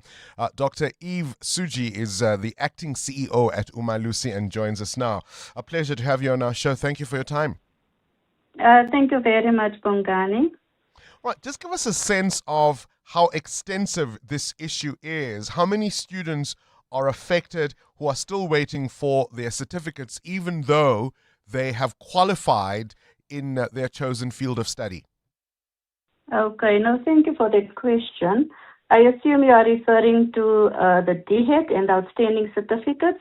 Now, we only issue for the DHET, the National Certificate Vocational, which is the NCV, the NATED and the General Education and Training Certificate, the Adult Basic Education and Training, which is the GETC. ABET qualification. Now, it is very difficult for me to give you the exact numbers. Remember that DHET is responsible for sending Umalusi the certification data so that Umalusi can then issue certificates. And as you rightfully said, Umalusi does not have any backlog on our side. So it's difficult for me to give you the exact number. I also want to mention that there are candidates who claim they have an outstanding NCV level 4 certificate, but in fact they do not. Why? Because they do not qualify for a certificate, because they did not pass the prerequisite level. They do not have enough subject credits for the qualification. Now, I want to, before I give you more or less the numbers that they presented at the portfolio committee, I want to just explain to you the roles and responsibilities between Umalusi and the assessment body. I think it's important that the listeners know what are the roles, the different roles. Now, the assessment body, the DHET in this case, must determine the learner results in line with the qualification policy. Then they have the responsibility to submit accurate, complete certification data sets to Umalusi. As Umalusi, we are a quality assurance body. So we quality assure the certification data that is submitted to Umalusi. We are responsible to set certification policies and directives. We maintain a certification system and infrastructure. And also, now we also ensure that we have appropriate security arrangements to safeguard the data. Now, the DHET submit then the certification data to Umalusi via the electronic data sets. We verify, and if there are errors, we will flag the errors. We will also explain to the DHET where's the error. And then when the records are approved, we will certify it. As I said, rejected records are returned with error codes for corrections. The certificates are then printed on secure paper, and then the DHET collects it and distributes then the certificates. Now, I must say, as I mentioned earlier, we only issue the certificates for NCV, NATED, and GTC. We also have your N4 to N6 and the diplomas. That is not Umalusi's responsibility, or we do not issue certificates for those qualifications. That is issued by the QCTO, which is the Quality Council for Trades and Occupations. Now, at the portfolio committee meeting, in the meeting already, the DHET said we have decreased this number. So I don't have exact numbers. This is really under correction, but I will give you more or less an idea. For NCV level 4, there's 875. For the examinations from 2022 11 to 2025 March. Now, for the GTC, which is the NQF level 1 qualification, the number outstanding there is 3,117. So it's high for the GTC, NQF level 1. Now, for the NATED N3, it is about 838. That is for the 8 examinations from 2022-11 to 2025-08. But as I said, Bongani, the ideal person to give you the exact outstanding numbers is the DHET, because they have the current records and also the updated marks. If I think about the roles that different stakeholders obviously play in this process, would you say that we could have perhaps better coordination between the various stakeholders to make sure that we resolve these issues when they pop up? Yes, there are always room for improvement, but I must tell you that from Umalusi's side, we have constant engagements with between Umalusi and the assessment bodies. We also have certification task teams. We have bilateral meetings. We have frequent engagements to really resolve these errors. We have also put the DHET under close monitoring last year, and a certification process was also part of this monitoring. Oh, I appreciate your time. Dr. Eve Suji is the acting CEO of Umalusi. EWN Traffic. 25 after 7, this EWN Traffic brought to you by Outsurance. SMS out to 45142 and you could save on your car insurance. If you don't, you can ask them for 500 Rand. Amo? Well, Bongani, we've got delays on the N1 North in the Sunning Hill area heading towards the Baklu interchange. Please be on the lookout there. While traveling within the Sunning Hill area, we still have got delays on Rivonia Road. This is between the N1 and Vanderbijl Avenue. Please be on the lookout there and approach with care. More updates coming up. Stay tuned. There's more EWN on air, online, and on the EWN app. Outsurance can't improve your karaoke skills, but they could improve the car insurance premium you currently pay. SMS out to 45142. Get a quote today, and if Outsurance can't save you money on your car insurance premium, ask for 500 Rand cash. Make that 1,500 Rand if you've been claim-free and with the same insurer for 3 years. Get a quote and get savings or cash. Either way, you win. SMS out to 45142. Want all the bells and whistles of car insurance at a great price? It's time to switch to Outsurance. Not only could they save you some big bucks, you also get the legendary Out bonus that pays you a percentage of your premiums back if you're claim-free. So, are you ready to switch and save? Don't miss out. SMS right now to make sure you always get something out. SMS out to 45142. That's out to 45142. Outsurance. Licensed insurer and FSP. T's and C's online. EWN Business. Catch up with business news now. Hotel Oceana's profits increasing 5% to what? 422 million Rand. Explain. For 6 months. 6 months of operations, they were able to produce that amount of money, 422 million Rand, up 5%. The seafood producer Oceana, the company saying they grew their headline earnings by nearly 8%. This was despite a revenue falling at 6%, 4.9 billion Rand. A decline in sales was mainly due to weaker global fish meal and fish oil prices, which is exports to the US. Even under pressure, though, Oceana managed to keep operating profit relatively stable at 665 million Rand. The company says it's facing raw material shortages for its flagship product, Lucky Star Fish, saying it currently has inventory to last about 4 months, but is hoping it would have fished that amount of raw material to make up those numbers. The group also reduced its debt significantly, helping lower interest costs by 45 million Rand. Now, Oceana says better processing efficiencies help improve profit margins, showing the business remains resilient despite difficult market conditions. There's still lots of fish in the sea, hey? Markets? Asia Pacific markets trading higher this morning, Bongani, as investors assess the US-Iran diplomatic efforts at reaching a peace deal in the Middle East. Solution. Still fishing for a solution. Yes. None hooked as yet, though. Tehran intending to keep its enriched uranium stockpile within the country. This might be a problem because President Donald Trump, of course, has made dismantling Iran's nuclear program a central objective of his military action against Tehran. So no solutions there just yet. But in terms of the markets, Japan's Nikkei up more than 1%. Looking at South Korea's Kospi up 0.5%, with Hong Kong's Hang Seng also strong by more than 1%. Back home, things were not looking as good on Thursday afternoon. The All-Share down 581 points yesterday. Some of the biggest losers there included Northern, amongst them Naspers, the JSE darling, down 3%. Harmony was down 1.9%. Let's cast the net far and wide. What are your indicators showing? The Rand stronger, 16 Rand 44 against the US dollar, 19.08 against the euro, 22 Rand 8 cents against the British pound. Price of gold, $4,525 an ounce, while platinum is at $1,971. Brent crude at $104 a barrel. More business after 7.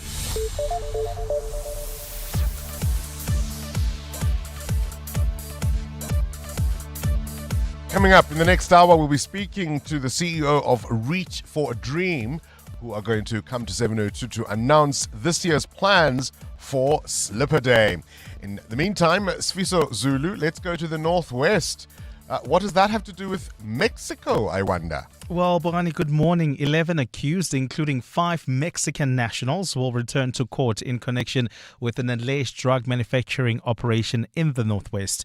The group was arrested during a police raid earlier this month and faces charges ranging from drug manufacturing to immigration-related offences. Nkosikola Malingamnisi reports. The accused include 5 Mexican nationals, 3 South Africans, 2 Zimbabweans and 1 Mozambican national. They were arrested after police uncovered what is believed to be a clandestine drug laboratory. Authorities also allegedly found precious metals and hazardous chemical substances at the property. The group faces charges including drug manufacturing, illegal possession of precious metals, unlawful possession of hazardous materials, and contravention of the Immigration Act. The matter was postponed during their previous court appearance on the 15th of May for interpreters, verification of immigration status, and a possible formal bail application. Or see Kwana Malingamnisi, Eyewitness News in the Northwest. Gauteng's Health Department says it has paid most of the province's mental health NGOs amid reported funding delays affecting vulnerable patients. The department says only a handful of organizations are still waiting to be paid because of compliance and administrative issues. The department's Steve Mabona says new contracts for the current financial year are being renewed. The department values the critical role played by mental health NGOs in caring for vulnerable mental health care users and continues to work with affected organizations to resolve outstanding compliance issues as soon as possible so that those NGOs can be paid accordingly. Frustrated University of the Western Cape students hope to take their complaints to Parliament after accusing management at the institution of ignoring their concerns. Students living in 3 off-campus residences in Belhar protested yesterday over poor living conditions. They say they have broken showers and toilets, mold on the walls, faulty electrical appliances, and poor Wi-Fi connectivity that is affecting their studies. Student leader Ntutugos Pelile says they hope that parliamentarians will hold the university accountable. At least then they're in a higher structure, then they can hold them accountable and they can force out answers from them because they don't want to speak to us. Some you try to speak to them, they say they don't speak to kids. So at least then if they are held by parliament accountable, the answers will be forced out. And Israel says it has deported all foreign activists seized by its forces from a Gaza-bound flotilla. Hundreds of activists from countries around the world were detained after they were intercepted at sea earlier this week while making the latest in a string of attempts to break the blockade of the Palestinian territory. Israel's far-right National Security Minister Itamar Ben-Gvir sparked widespread condemnation by posting a video showing himself shouting at the group while their hands were tied. Israel controls all entry points into Gaza under blockade or the blockade since 2007, where many Palestinians have been starved of food, medicine and other supplies since the war with Hamas started in 2023. There's going to be a cloudy Friday in store for Gauteng, Johannesburg, and at a low of 7 degrees, peaking at 18. Then Pretoria will be at 19, Vereeniging at 19 as well. And in the traffic, we've got delays along the N1 North. This is between Malibongwe Drive and Winnie Mandela Drive while traveling on the N1 South. An accident reported right near Winnie Mandela Drive, causing delays from Rivonia Road. Please be on the lookout there. The top story this hour, 11 accused, including 5 Mexican nationals, will return to court in connection with an alleged drug manufacturing operation in the Northwest. Weekend Breakfast with Googs Mshungu. 702 Weekend Breakfast is about switching gears after what's usually a very busy week. We keep you informed, we keep you on trend, what's happening, what's new, what's delicious, what's fascinating, and keep you company as you rest at the end of the week. What I love most about the 702 family and 702 land is we're this interesting motley crew of people, this diverse group of people from all over the country, all over the world, and we all come together and it makes for this interesting, fascinating family. And I don't think you can find a more diverse, interested, or more engaged listenership than people who are part of the 702 family and 702 land. And so they listen to us to be their guide to the weekend because they trust Weekend Breakfast. 702 Weekend Breakfast with Googs Mshungu from 6 to 10 a.m.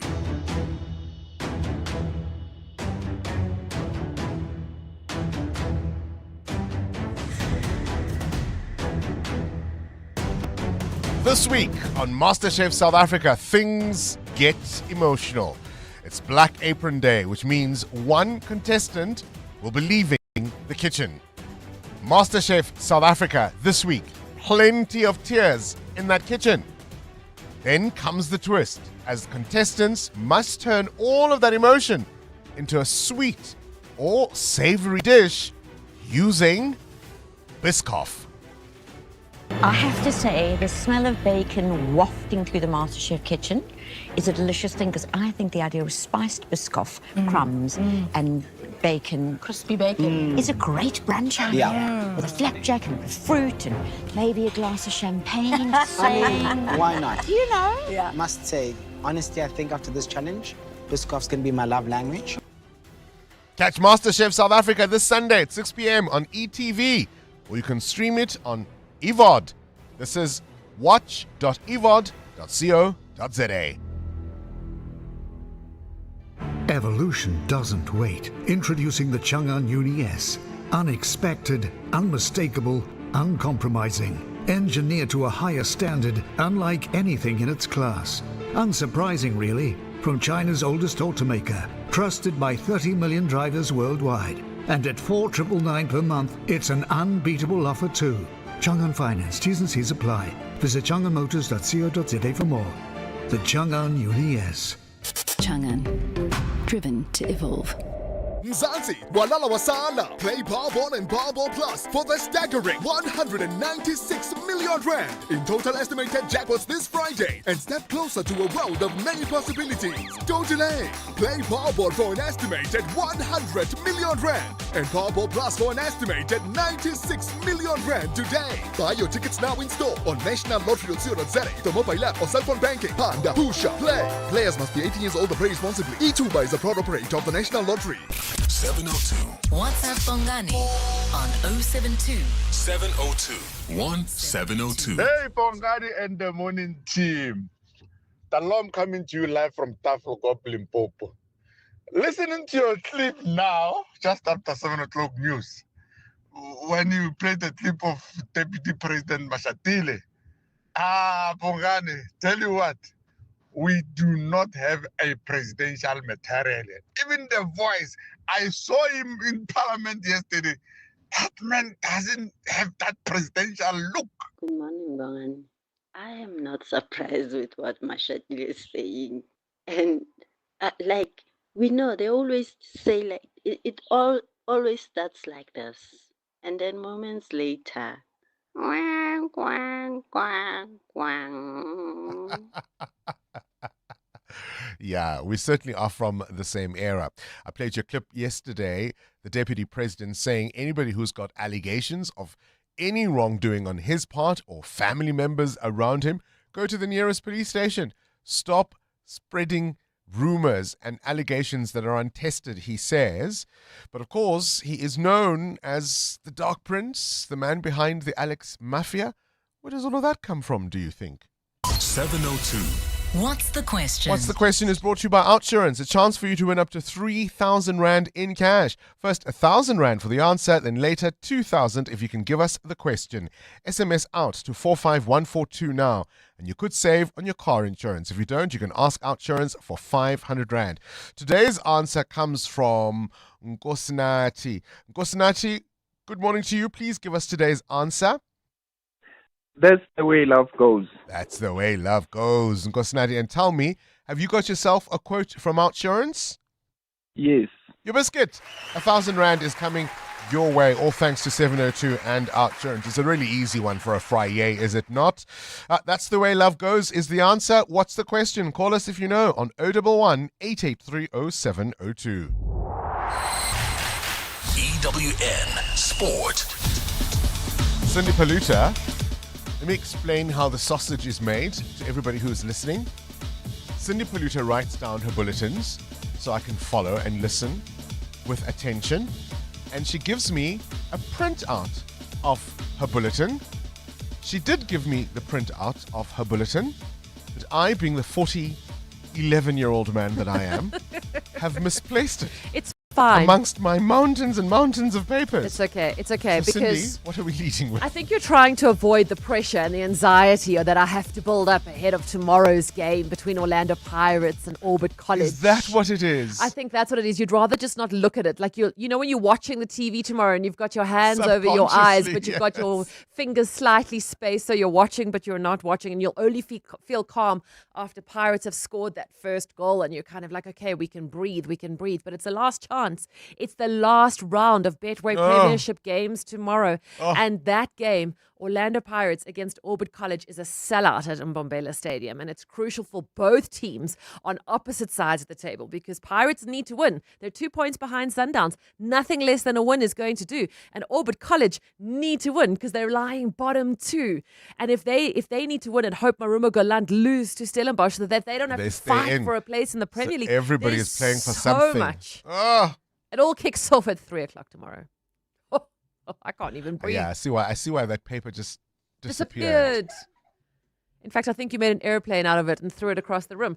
In Morocco on Sunday, Mamelodi Sundowns are hoping to win a second CAF Champions League title. They take a 1-goal advantage into the second leg of the final against AS Rabat. It was Aubrey Madiba's goal from that first game that put them ahead. I had a lot of messages, before the game to say, we know you and finals score. So I was like, I receive and I'm happy, to enjoy these big moments, because as a player you wanna participate in these big moments and do well for your team. So hopefully I can score in many finals to come again. Bafana coach Hugo Brosh included 9 players from both Sundowns and Pirates in his 32-man squad, a World Cup squad. It's a prelim squad. The 4 Chiefs players included are Peterson, Monyane, Cross and Maboa. The squad will be trimmed down next week. Here's the coach. It's an exciting time and period for me because a few weeks ago we made a list of 50 players. That was easy. 50 players is easy. So now the players that will start the camp on Monday, that was already a little bit more difficult. But the most difficult of all will be next week, the 27th, when we announce the 26 players. So just for those who might be a little misunderstood, it's not a squad just made out of Sundowns and Pirates players, but obviously there's 9 players from each of those clubs, so they make up the majority. Orlando Sundowns. Yes, you can't call it that because then you're confusing the people. I know. The rest of the squad is from various players from various clubs around the country and internationally, right? Germany included 40-year-old goalkeeper Manuel Neuer. He's come out of retirement for a 5th World Cup appearance. The English Premier League wraps up on Sunday, 10 games at 5 p.m. The relegation battle is still on, with both Spurs and West Ham needing to win, while Arsenal fans can relax because they won the league this week when City were held. Here's manager Mikel Arteta on how he found out. And suddenly the magic happened. My oldest son opened the garden door. He started to run towards me. He started to cry. He gave me a hug and said, "We are champions, Daddy." And then my other 2 boys and my wife came over, and it was beautiful. In golf, Sander Lombard leads the Sedal Open in Belgium, and opening round 63 has him 8 under, 1 ahead of Richard Sterney.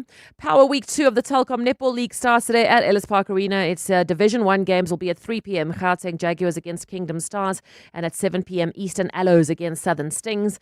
And NASCAR legend Kyle Busch has died at the age of 41. The legend, who had been struggling with a sinus cold for 2 weeks, was hospitalized yesterday where he died. Busch set the record for most victories in all NASCAR National Series, 234 in total. He was also a 2-time Cup Series champion. Cindy Paluta, Eyewitness News Sport. EWN Traffic.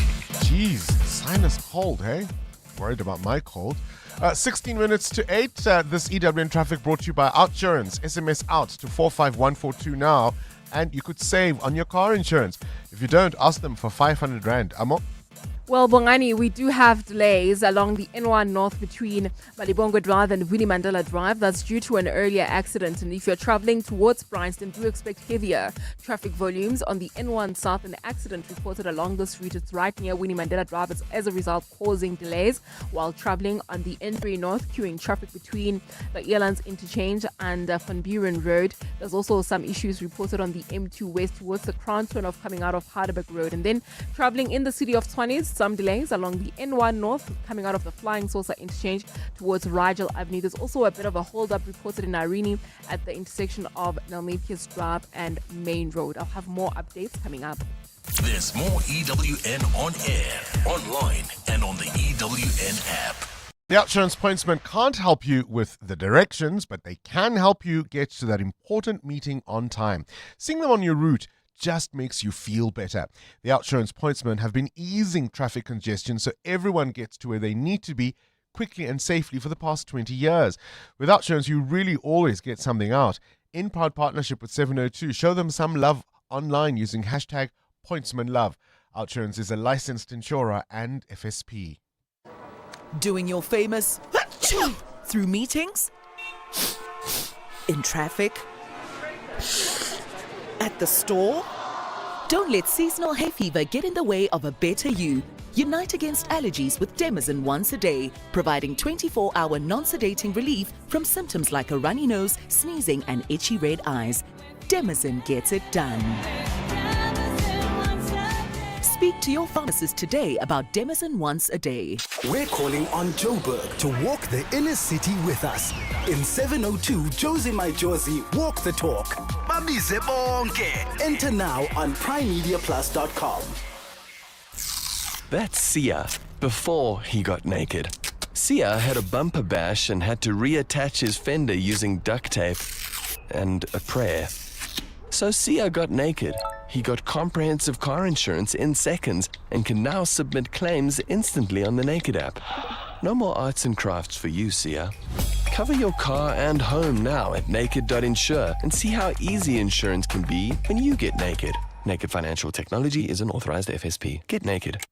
Tax deadlines don't have to result in penalties. With the 31 May employer submission deadline approaching, avoid lastminute.com. Submit your accurate Employer Reconciliation Declaration, EMP 501, on time using EasyFile or e-filing.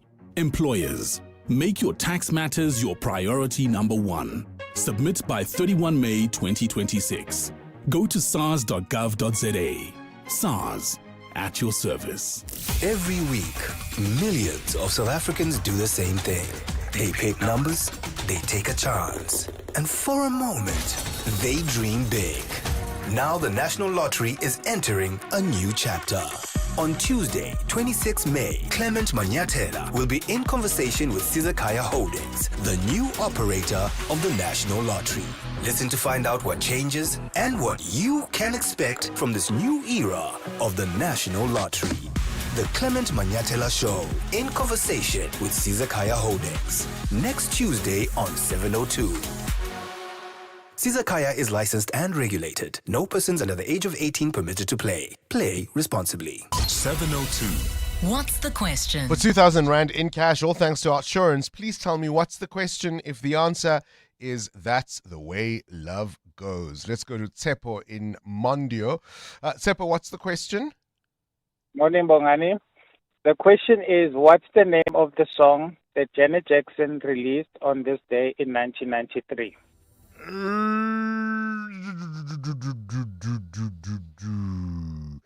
No, Tsepo. No, Tsepo, that's not the question. No. It's not about this. It's not the song she released on this day.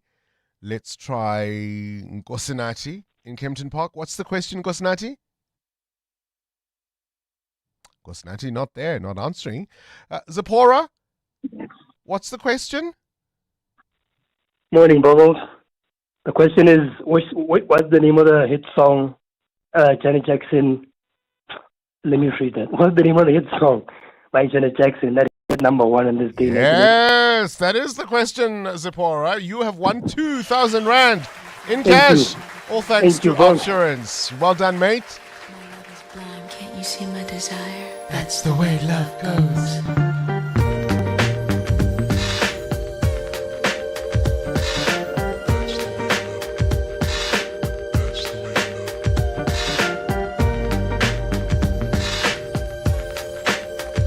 She took over the world quietly, without raising her voice, in an era when everybody was trying to boom out and belt out. She shifted her sound, made it mature, restrained, a whisper just as powerful. That's the way love goes.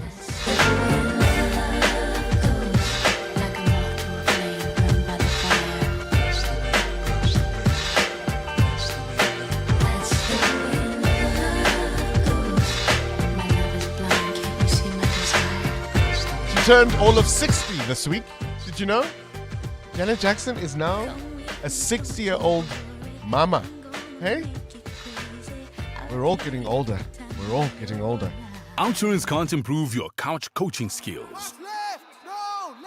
But they could improve the car insurance premium you currently pay. SMS out to 45142. Get a quote today, and if Outsurance can't save you money on your car insurance premium, ask for 500 Rand cash. Make that 1,500 Rand if you've been claim-free and with the same insurer for 3 years. Get a quote and get savings or cash. Either way, you win. SMS out to 45142. When it comes to car insurance, you couldn't be in better hands. Outsurance was voted News 24 Short-Term Insurer of the Year for 4 years in a row. Beal to Reader's Choice Best Insurer 4 years in a row. And City Press Reader's Choice Best Insurer Award 3 years in a row. Clearly, they all feel they're getting something out. SMS right now to see if you can switch and save. SMS out to 45142. That's out to 45142. Outsurance. Licensed insurer and FSP. T's and C's online. Hi, this is Teko Modise, Hollywood Bet's brand ambassador.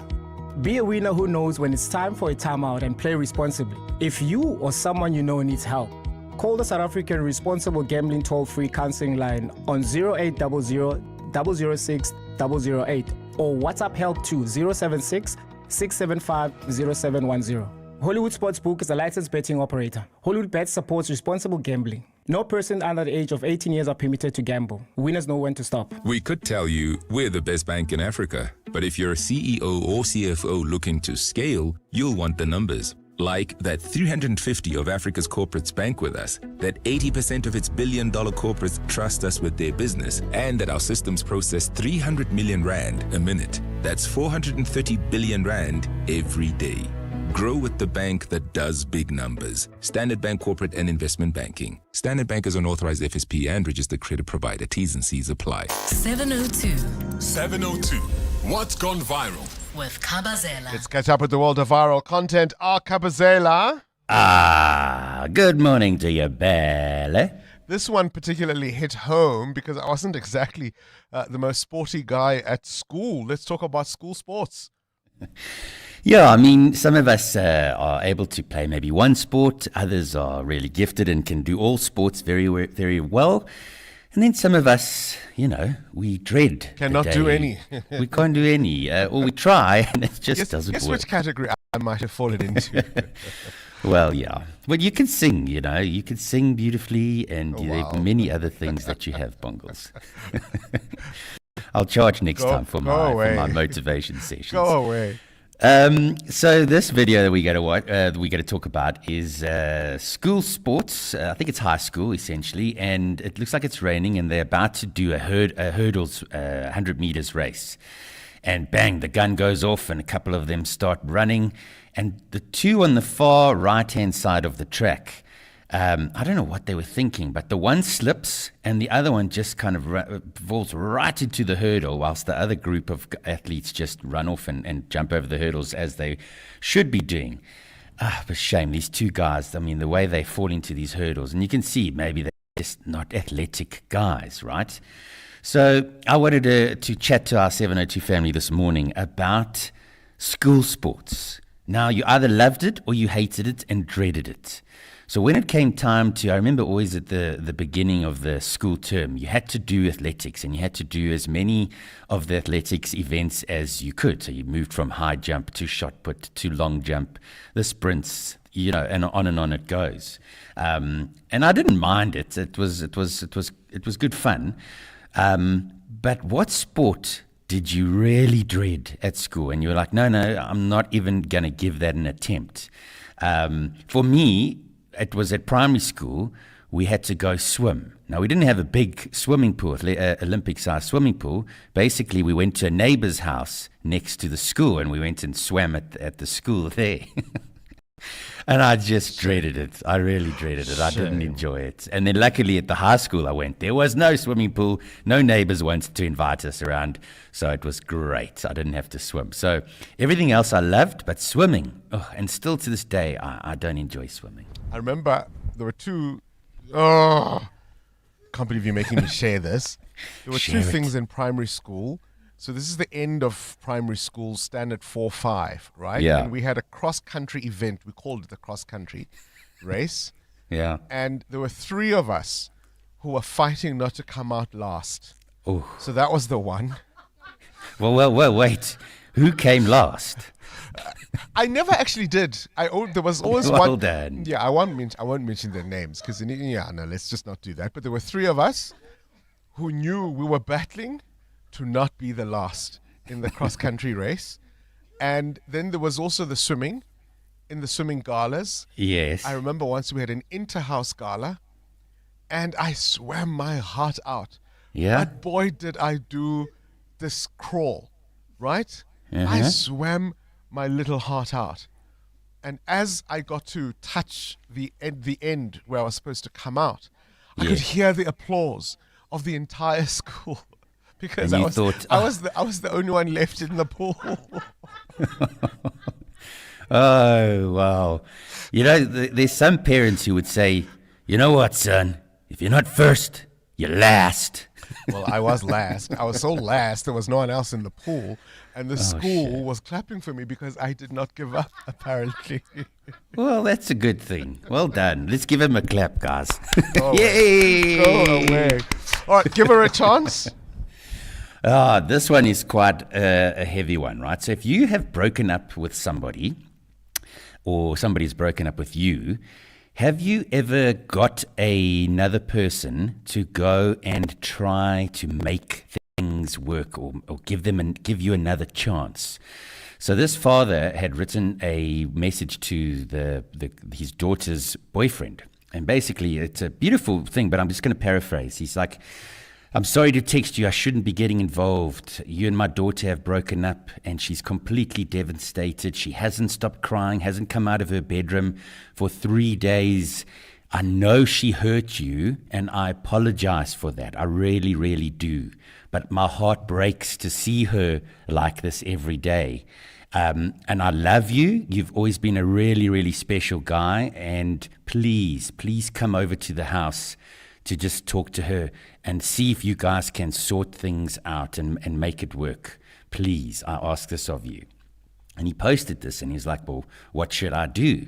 Now, by the sounds of it, the father said, I know she hurt you. Sounds like she could have cheated on him.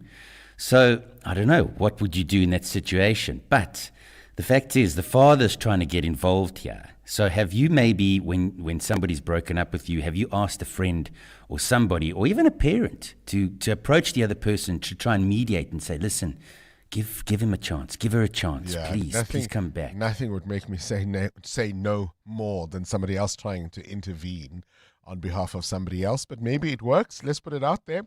Have you tried to get someone to intervene on your behalf to repair a relationship? That's what's gone viral with Kabazela. 702.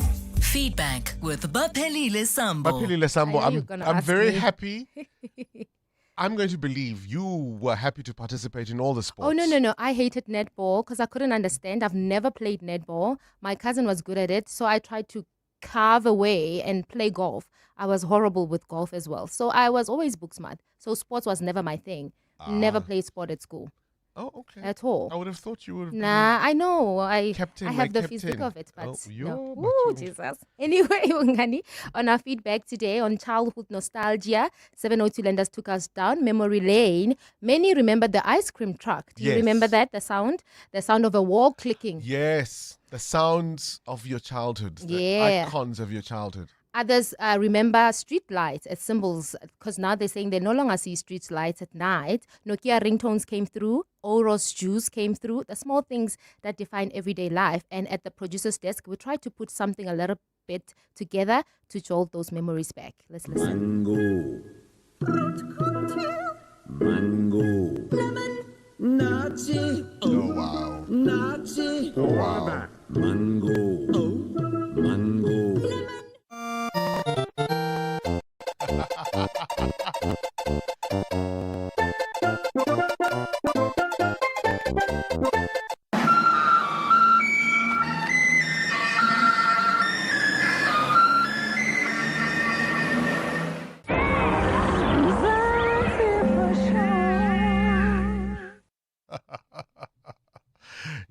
Let's leave it there. It's 8 o'clock. This is EWN. MPs find the process of setting up the Phala impeachment inquiry cumbersome, and Northwest Police are searching for an alleged Facebook rapist. Good morning, I'm Sfiso Zulu. Parliamentarians are disappointed by the rules and processes they will have to put in place before proceeding with an impeachment inquiry into President Cyril Ramaphosa's fitness to hold office. A rules subcommittee last night took legal advice from private counsel following the recent Constitutional Court judgment that ordered an impeachment committee be established to consider matters related to the theft of US dollars from Ramaphosa's farm. But MPs say it appears the work that still lies ahead makes it unlikely that the inquiry will get off the ground soon. Lindsay Dentlinker reports. In interpreting the judgment, Advocate Andrew Breitenbach has told MPs they don't have the luxury of time to set up an impeachment committee. But he's also recommended a long list of matters to consider before they proceed, and to draft rules to guide how the inquiry will be conducted.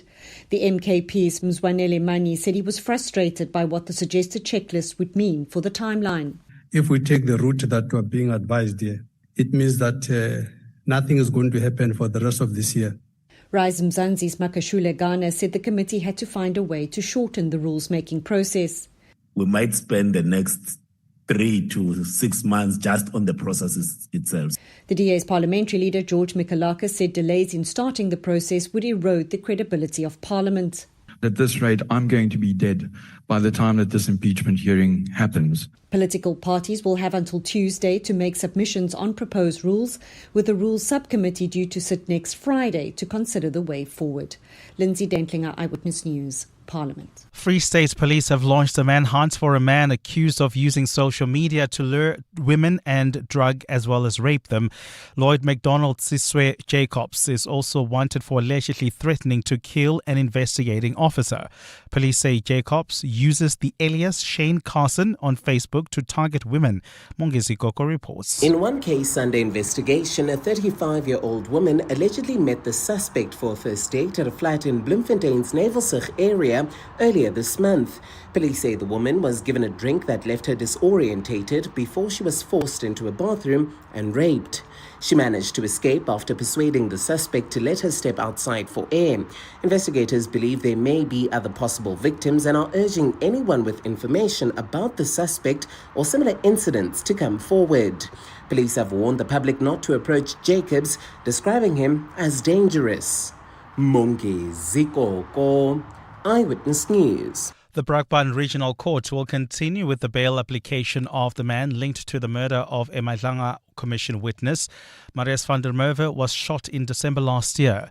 Siphandlela Soteni yesterday told the court that he supports his 3 children and his extended family, including his 82-year-old father, who is terminally ill with cancer. Dimakaso Lishuru has more. The hearing began with the state objecting to a supplementary affidavit filed by the defense in Matiphandile Soteni's bail application, arguing the defense was trying to revisit personal circumstances already dealt with in the original affidavit read into the record on Monday. Prosecutors told the court the defense could not have a second bite at the cherry. The dispute followed the addition of further charges against Soteni on Monday, bringing the total number of charges to 16 and thus necessitating a supplementary affidavit. However, proceedings were interrupted midway through the reading of the affidavit when the 42-year-old accused raised his hand and complained about the lack of an isiXhosa interpreter. Magistrate Tlakale Sateche subsequently adjourned proceedings, saying it was imperative that Soteni fully understand the court process so that he could not later claim he did not understand what was happening. The bail application is expected to continue today. Dimakazo Leshoro, Eyewitness News. And an Ebola outbreak in the Democratic Republic of Congo has spread to eastern eastern South Kivu province in an area under the control of the Rwanda-backed M23 militia. This has heightened fears of the deadly disease's growing reach. Efforts to get a grip on the latest outbreak of the highly contagious fever, which the World Health Organization has declared an international emergency, have been hampered by the DRC's long-running conflicts, including between the Congolese army and the M23. The virus is suspected to have claimed 160 lives out of nearly 671 probable cases. UN spokesperson Stefan Dujarric says the outbreak is also spreading in other parts of the DRC. In North Kivu, partners are strengthening surveillance, introducing screening at points of entry, and adapting operations, including remote coordination where it is needed. To strengthen the mobility of health teams engaged in contact tracing and rapid response. Gold is trading at $4,530.33 an ounce. The rand is at 16.46 to the dollar, 22.10 to the pound, 19.11 to the euro. Brent crude oil is at $103.89 a barrel. And in the traffic, we've got delays on the N3 North between the Elands Interchange and Van Buren Road. There's also queuing traffic reported along the N1 South between Rivonia Road and Winnie Mandela Drive. And in your sport, in 33 hours from now, Orlando Pirates fans will either be crying with joy or misery as their side has one last battle to win the Betway Premiership tomorrow. While a fatigued Mamelodi Sundowns are confident ahead of their CAF Champions League final with AS Rabat Sunday night. The English Premier League closes on Sunday. We know Arsenal are champions, but still don't know the fate of Spurs and West Ham. And in golf, Sunday Lombard has a one-shot lead in Belgium. A cloudy Friday in store for Gauteng. The temperatures will peak at highs between 18 and 19 degrees. The top story in EWN this hour. MPs are disappointed by the rules and processes they will have to put in place before proceeding with an impeachment inquiry into President Cyril Ramaphosa's fitness to hold office. EWN, in touch, in tune, and independent. For the latest, visit ewn.co.za or download the EWN app. We're calling on Joburg to walk the inner city with us. In 702 Josie My Josie Walk the Talk. Babize bonke. Enter now on primemediaplus.com. This is Breakfast with Bongani Bingwa On 702. Let's walk the talk. 7 minutes after 8 o'clock, it's a Friday. Kabazela on What's Gone Viral wants to know, what was that sport you disliked when you were at school and why did you dislike it? I mentioned my cross-country example. There were 3 of us. We were, shall we say, generously proportioned as youngsters. So we were always trying to see which of the 3 of us would come out last in the cross-country race. I'm pleased to report that I never did come out last, but I was in that last 3. I was never dead last. There was the swimming gala incident where I swam my little heart out. I just learned how. And as I got out of the pool, the whole school was clapping because everybody else had already got out of the pool by the time I reached the end. So I never participated in the inter-house swimming gala ever again. You were in your own race, and it's fine. But it was all about participation, you see. The house got a point if you participated. It wasn't even about winning. So my little point added to my house point. Did you have a sport that you hated at school because you were just so bad at it? I was bad at all of them. That's why I'm such a fan, because I know the limits of my abilities. Morning, Bongos and team. I loved sports in school. I love it. I loved sports. But for the life of me, javelin, my word, I don't understand the idea of throwing spears around. Javelin, and I did a lot of throwing sports. I did shot put and discus, but javelin, hi man.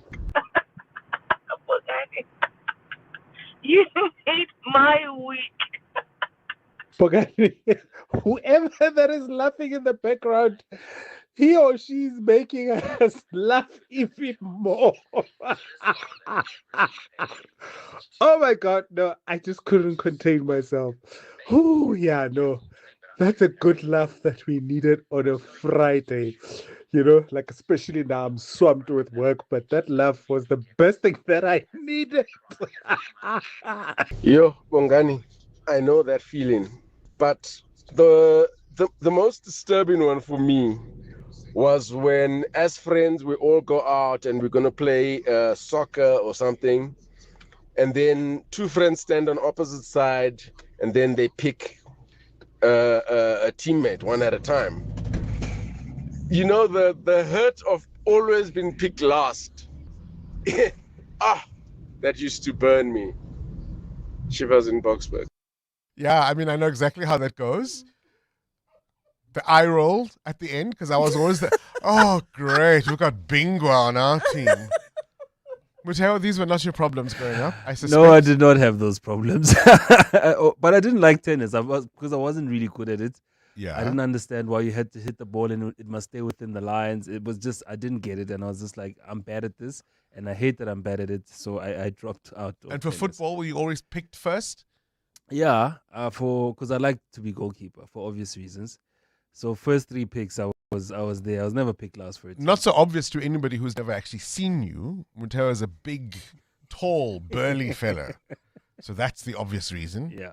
He could reach. Right? Okay. I was always, I was never picked. I was just picked because I was there. You were just picked last. I was picked because I You was were a there. strategic pick. Amo?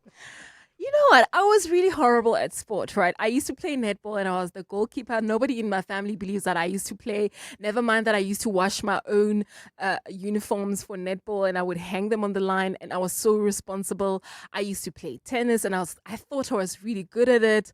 I never went to play on tournaments because I was never chosen. But let me tell you something. Sport was my favorite. Never mind that I was so horrible at it. It was my favorite part of the schooling. So wait, were you one of those? Because at least I knew I was bad. Yeah. Were you one of those who didn't know? Listen, I didn't. You were there for the spirit. I was cup. there for the spirit. Can I say I didn't like teammates like that? Like what? That weaken the team. You know you're not good. You don't know. You think you are excellent. In my head, I'm excellent. I'm Absolutely good. did not like. Never mind that I camp around the goalpost there waiting for people to not score. Listen, I loved it. It was fun.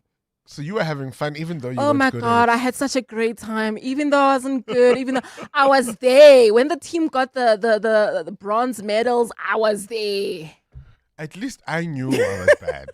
That's my saving grace. Mr. Bingwa and Kabazela, on the question where I was once required to intervene to save a relationship, my high school friend, who is now a former friend, once requested me to intervene to save his relationship with his then girlfriend.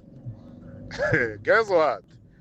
His then girlfriend is now my wife, and our friendship is dead. No. Those things need special people, those who are qualified. Otherwise, we're going to hit him with a face break. I knew exactly where that story was going. Kamazela wants to know, have you asked somebody to intervene on your behalf to repair a relationship that has failed? Is that a good idea? Could anyone but the person who must answer for their misdeeds help save a relationship? To me, it's only and only about the two people involved. A third person can't bring us back together again. I think it only happens if the said person who's angry at you does not want to speak to you at all. And then you try to access them using someone you both know. There's a clue right there. If they don't want to speak to you at all, you don't want to give up that's on a this. clue. I'm showing right that I'm there. fighting for this love. Oh, continue. Let's talk. We're listening. Happy Friday, Bongani and team. The two logos that remind me what a fantastic childhood I had. One is Lego and the other one is Wimpy. This is Chris from Radiohead. Hey, good morning, Bongani and team. Happy Friday!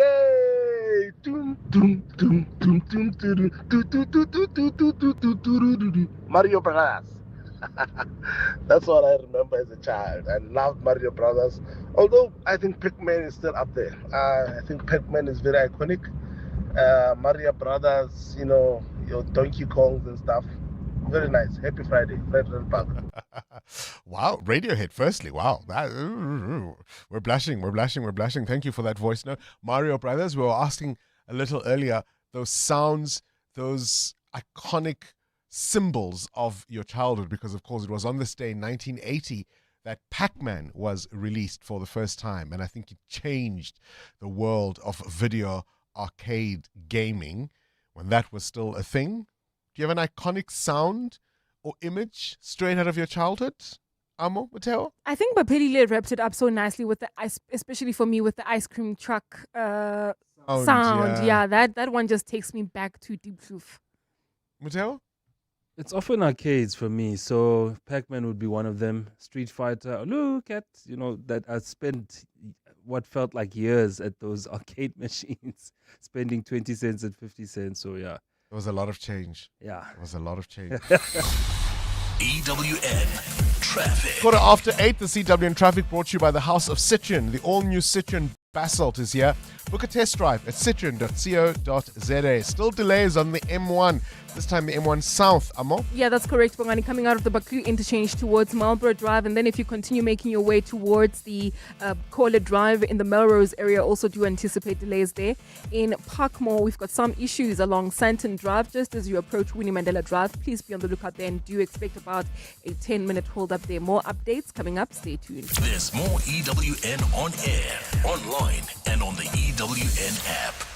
The all-new Citroen Basalt is here with keyless entry, wireless Apple and Android CarPlay.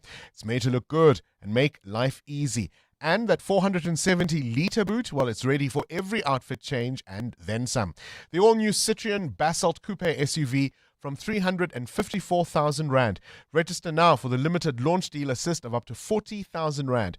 Book a test drive today at citroen.co.za. T's and C's apply. This is Breakfast with Bongani Bingwa on 702. Let's walk the talk. 17 minutes after 8 o'clock. Slippers aren't just for lazy Sundays anymore. They can become the most powerful item in your closet. It's that time of the year again where that whole country steps into something a little more playful, slipping into their comfiest or funniest slippers, but doing so for a cause that truly matters. Reach for a Dream's annual Slipper Day campaign is back. The idea, of course, is to raise funds to make the wishes of children living with life-threatening illnesses or even terminal illnesses to come true. And this year, the focus is on the dreamers themselves. So all you need to do is buy a 20 Rand sticker, put on your funniest or cutest slippers, and show up looking great. This is all happening next week, Friday, the 29th of May. We're telling you in advance so you can prepare, so that on Friday you show up to your workplace with your slippers and your stickers. These stickers are available at Wimpy, at Toys R Us, Babies R Us, Crocs, The Crazy Store, and Discam. And if you're a Whiz Quiz fan, well, stay tuned, because there's a big surprise coming up next week. And that's why we're joined in the studio by Julia Soterianakos, who is the CEO of Reach for a Dream Foundation. Julia, always a pleasure to chat to you. Always a pleasure to have you around Slipper Day. Thank you for having me. It's such an important initiative because often, of course, the focus is on the slippers and the fun around that. But the work that you do has enormous, immeasurable impact on these little kids. It's one of the most rewarding things that we can do, and we're offering South Africans an opportunity to contribute to the work that we do in a very simple way and a very light-hearted way, but it doesn't take away the importance of what we do in terms of 6 dreams a day for children that are facing their biggest battles. Just take me through, and I'm going to share in a minute my experience, because we've gone to see, as a team, 702 Breakfast, we've gone to see and meet some of the kids whose dreams you helped to bring to life. But just give us a sense of what this actually how it will work. But how does buying a sticker and wearing these slippers change or impact the life of a little child? In South Africa, we have to be innovative as an NGO. So our Slipper Day campaign is the vehicle that we are going to use to raise funds so that we can keep doing what we do. And that is fulfilling children's dreams across the country every single day, 6 dreams a day. If we do not have that 20 Rand mechanism or allowing South Africans to participate, we are going to be in a very difficult situation. 6 dreams a day. 6 dreams Just a day. explain. So across the country, we have 7 branches, and each branch interacts with children. We go into all our clinics and hospitals and we assess children. And if we take all of those children in one day, it would be about 6 dreams that we will fulfill. Our teams, our dedicated, passionate teams are out right now preparing to ensure that 6 children receive their dreams. We went to Charlotte Matric Hospital, which is one of the sites where you work with children, and I was completely gobsmacked by what I saw. Many of these children are children with life-threatening illnesses, some of them terminal conditions. I met a mom whose child had never left the hospital since birth because it's just simply too complicated for them to be outside of that environment. This child had spent their entire life in hospital. I saw parents weeping as they spoke to doctors, hearing the news for the first time that their child might not make it, had not made it. And these are children who still have a bright smile on their faces, who still have a sense of hope and positivity. I met an amputee. I think one of the dreams you fulfilled was buying a laptop for this little guy who was an amputee. Both legs, obviously had been taken away. Some of these kids are part of the oncology section of Charlotte Matric. And so as they're lying there on these beds, their lives never going to be like those of other children, and they have a little dream, and you come and make those dreams possible. It was the most moving experience. Yeah, and I think we have to think about those children, especially on Slipper Day, because we're asking South Africans to wear their slippers so we can think about those children who are in hospital for most of their treatment. They don't get to go to school and get to live normal lives for that period. And Reach for a Dream is the hope that it's the only hope that they can fight the illness. There's courage in that. What are some of the things kids have asked you for over the years? So most of our dreams are of children who want to go somewhere. They've never been to the beach.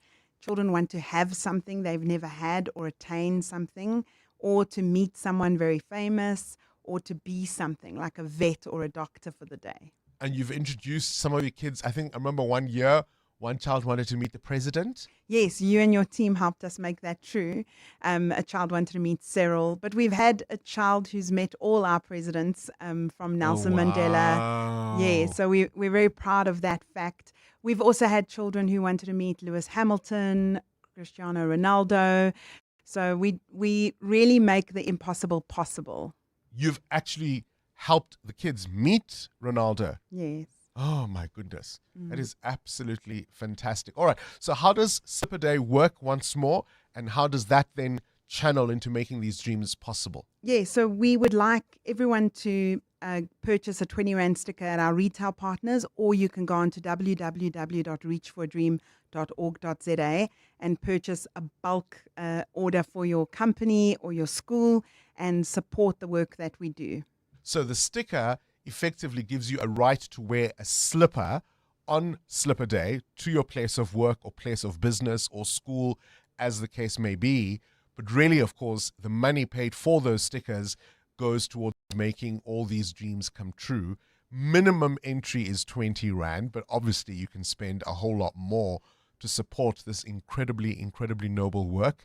I see you've brought us some slippers, which Yes, I will wear mine on Friday next week. Yes, the team at Crocs, who's one of our retail partners. No! Actually, and I've got a very special one for Mateo because he didn't.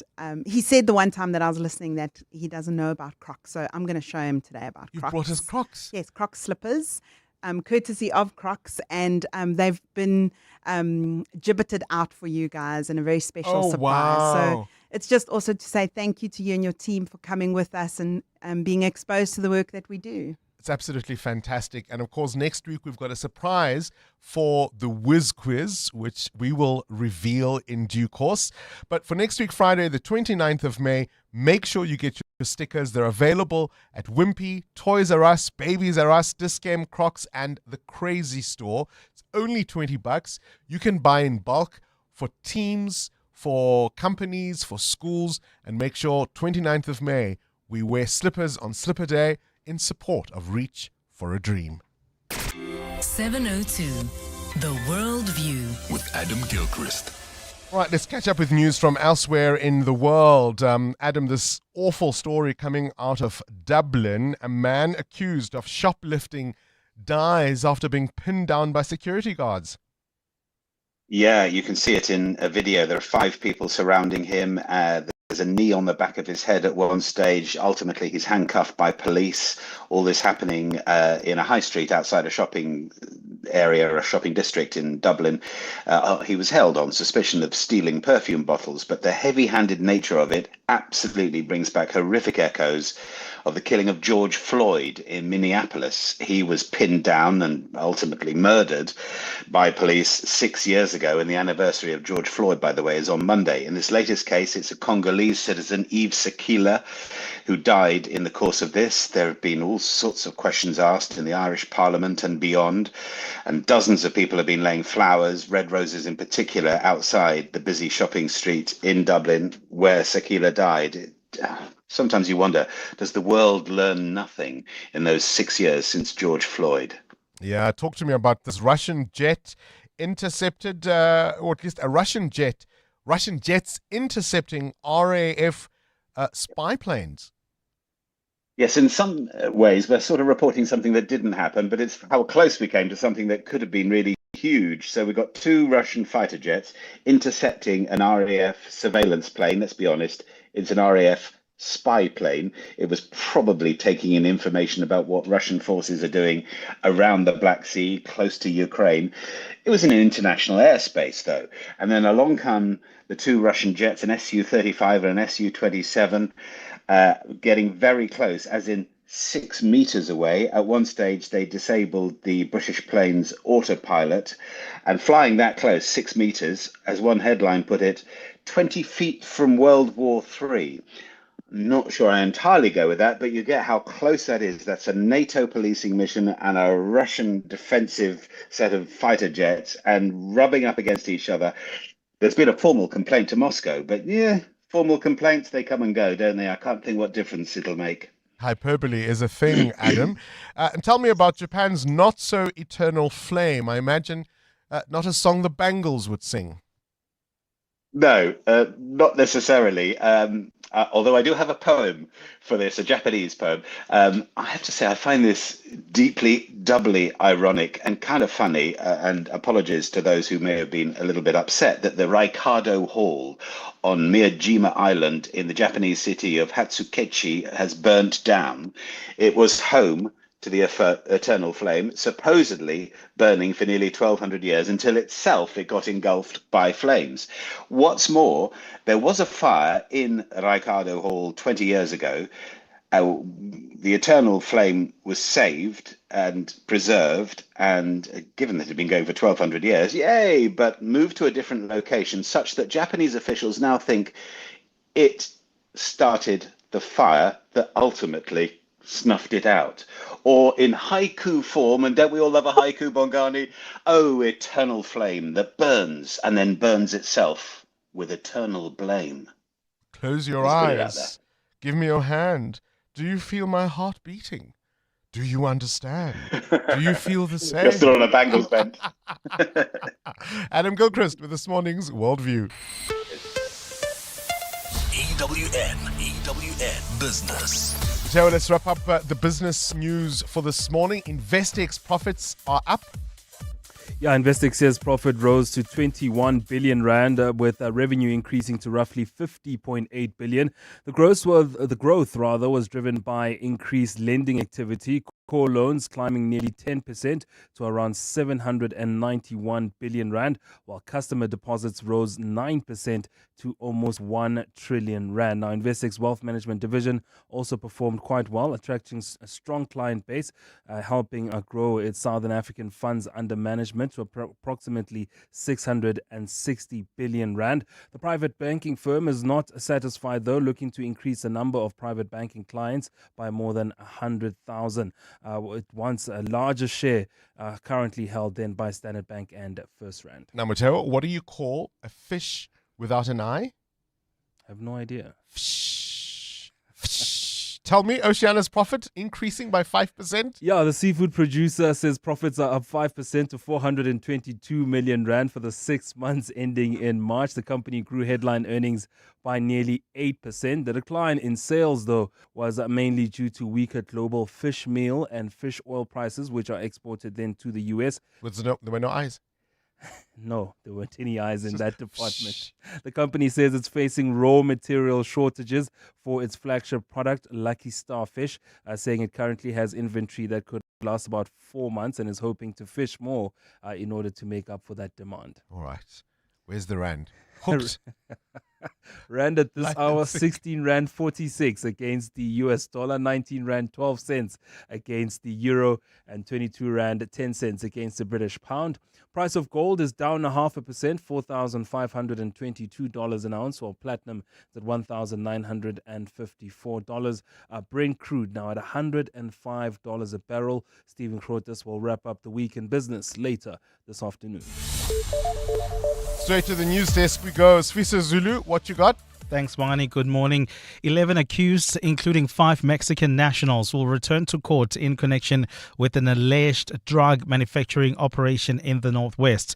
The group was arrested during a police raid earlier this month and faces charges ranging from drug manufacturing to immigration-related offences. Nkoskona Malingamnisi reports. The accused include 5 Mexican nationals, 3 South Africans, 2 Zimbabweans, and 1 Mozambican national. They were arrested after police uncovered what is believed to be a clandestine drug laboratory. Authorities also allegedly found precious metals and hazardous chemical substances at the property. The group faces charges including drug manufacturing, illegal possession of precious metals, unlawful possession of hazardous materials, and contravention of the Immigration Act. The matter was postponed during their previous court appearance on the 15th of May for interpreters, verification of immigration status, and a possible formal bail application. Or see Kona Malingamnisi, Eyewitness News in the Northwest. A criminologist says bureaucratic and procedural delays are affecting government crime-fighting efforts. Chris Kanyane was commenting on the Police Portfolio Committee's plans to launch another parliamentary inquiry, this time to look into the root causes of gang violence. Kanyane says criminal networks survive because they adapt faster than the institutions designed to stop them. So for this inquiry to succeed, it cannot merely become another talking platform. It must translate into operational intelligence, coordinated enforcement, disruption of gang finances, present communication crackdowns, and sustained pressure to the criminal ecosystem. Committee chairperson Ian Cameron says they need to focus on the accessibility crime bosses have to these institutions. Why so many of the more senior gang kingpins are still allowed to bank at certain institutions? Why have they not been blacklisted and stopped from banking at those specific institutions? And frustrated students at the University of Western Cape hope to take their complaints to Parliament after accusing the institution's management of ignoring their concerns. Students living at 3 off-campus residences in Belhar protested yesterday over poor living conditions. They say their accommodation has broken showers and toilets, mold on the walls, faulty electrical appliances, and poor Wi-Fi connectivity that's affecting their studies. Management says it's taking their concerns seriously. Ntutuzelo Nene reports. Exams are expected to continue as planned at the University of the Western Cape today, despite attempts by protesting students to disrupt exam venues yesterday. University management says it recognizes the students' concerns and is calling for calm while efforts continue to address the issues. Spokesperson Hassan Abada. We want to engage with the student body. We want to engage with the student leadership. We've always enjoyed a good relationship with the SRC and other student bodies. We're doing all we can in our power to restore things to the way they should be. Ndutuzelo Nene, Eyewitness News. A cloudy Friday in store for Gauteng. The temperatures will peak at highs between 18 and 19 degrees. And in the traffic, we've got delays on the M1 North approaching Greyston Drive. This is due to peak time delays. There's also slow-moving traffic on the M1 South approaching Marlborough Drive. The top story this hour, 11 people, including 5 Mexican nationals, will return to court in connection with an alleged drug manufacturing operation in the Northwest.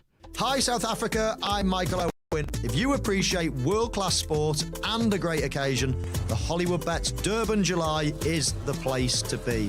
The theme for 2026 is Country Allure, which sees the rustic style of the countryside meet the cosmopolitan cool of the city. On Saturday the 4th of July, it all comes together at Hollywood Bets Greyville, Africa's greatest horse racing and social event. I'll see you there. If you're a fan of the beautiful game, you'll recognize this. And this. But what about this? It's your chance to score big time. Win your share of up to 2 million rand with Standard Bank. It's game day every day. To enter, open and use any qualifying Standard Bank account, in-app or in branch. Already a Standard Bank customer? Sign up for Standard Bank Connect online to get a bonus entry. Standard Bank is an authorized FSP and registered credit provider. T's and C's apply. When it comes to protecting your workforce, trust the workwear brand that has been protecting workers for over 150 years, Sweetall. Sweetall has overalls and uniform solutions for every industry, so your team is safe, comfortable, and ready to tackle any challenge. Visit our Boksburg showroom, shop A1 Atlas Road, Westwood, Boksburg, or go to sweetall.com today. Sweetall, we never let you down. Superior protective workwear since 1871. Joburg is more than just a city. It's an energy, a pulse, and a feeling connecting everybody. The heart of Mzansi. It's Joburg, you know? In celebration of this, 702 has partnered with Jozi My Jozi, and we're calling on you to walk through the city center with us. Walk the talk. In the 702 Jozi My Jozi Walk the Talk. Babize bonke. On Sunday, 26 July, we're going to the iconic Joburg CBD, the home of dream creators and operators, where we dominate and history make. So join us and be part of something special. I'm ready to rock this book. Because when Joburg walks together, extraordinary things happen. Enter now on primemediaplus.com and get ready for 702 Jozi My Jozi Walk the Talk this July, hosted by the city of Johannesburg. Walk with the people, for the people, for our Jozi. Babize bonke. Enter Walk the Talk now on primemediaplus.com. 702. WhatsApp Bongani on 072 702 1702. Also, everyone thinks about the number of people that are washing their hands in a single bowl of water after having dealt with a body potentially contaminated or infected. Just how clean is that water? That's not flushed away. Our eyes not running water. Hence, advocate for the wet wipes. This is Tabo from Bethlehem. We should respect their practices because as much as it's hygienic, because you take water from that bowl and then you wash on the side, né? But if you didn't wash your hands there, as bontate, as abobaba, basendlini, sikubheke kanjani? Ngeke sivume ukuthi like udle nathi. You want to eat with us, you have to go there by the line with the ladies and go get your salads. Morning, Bongani. Bongani, thanks for this conversation. I've been worried about one thing on our community.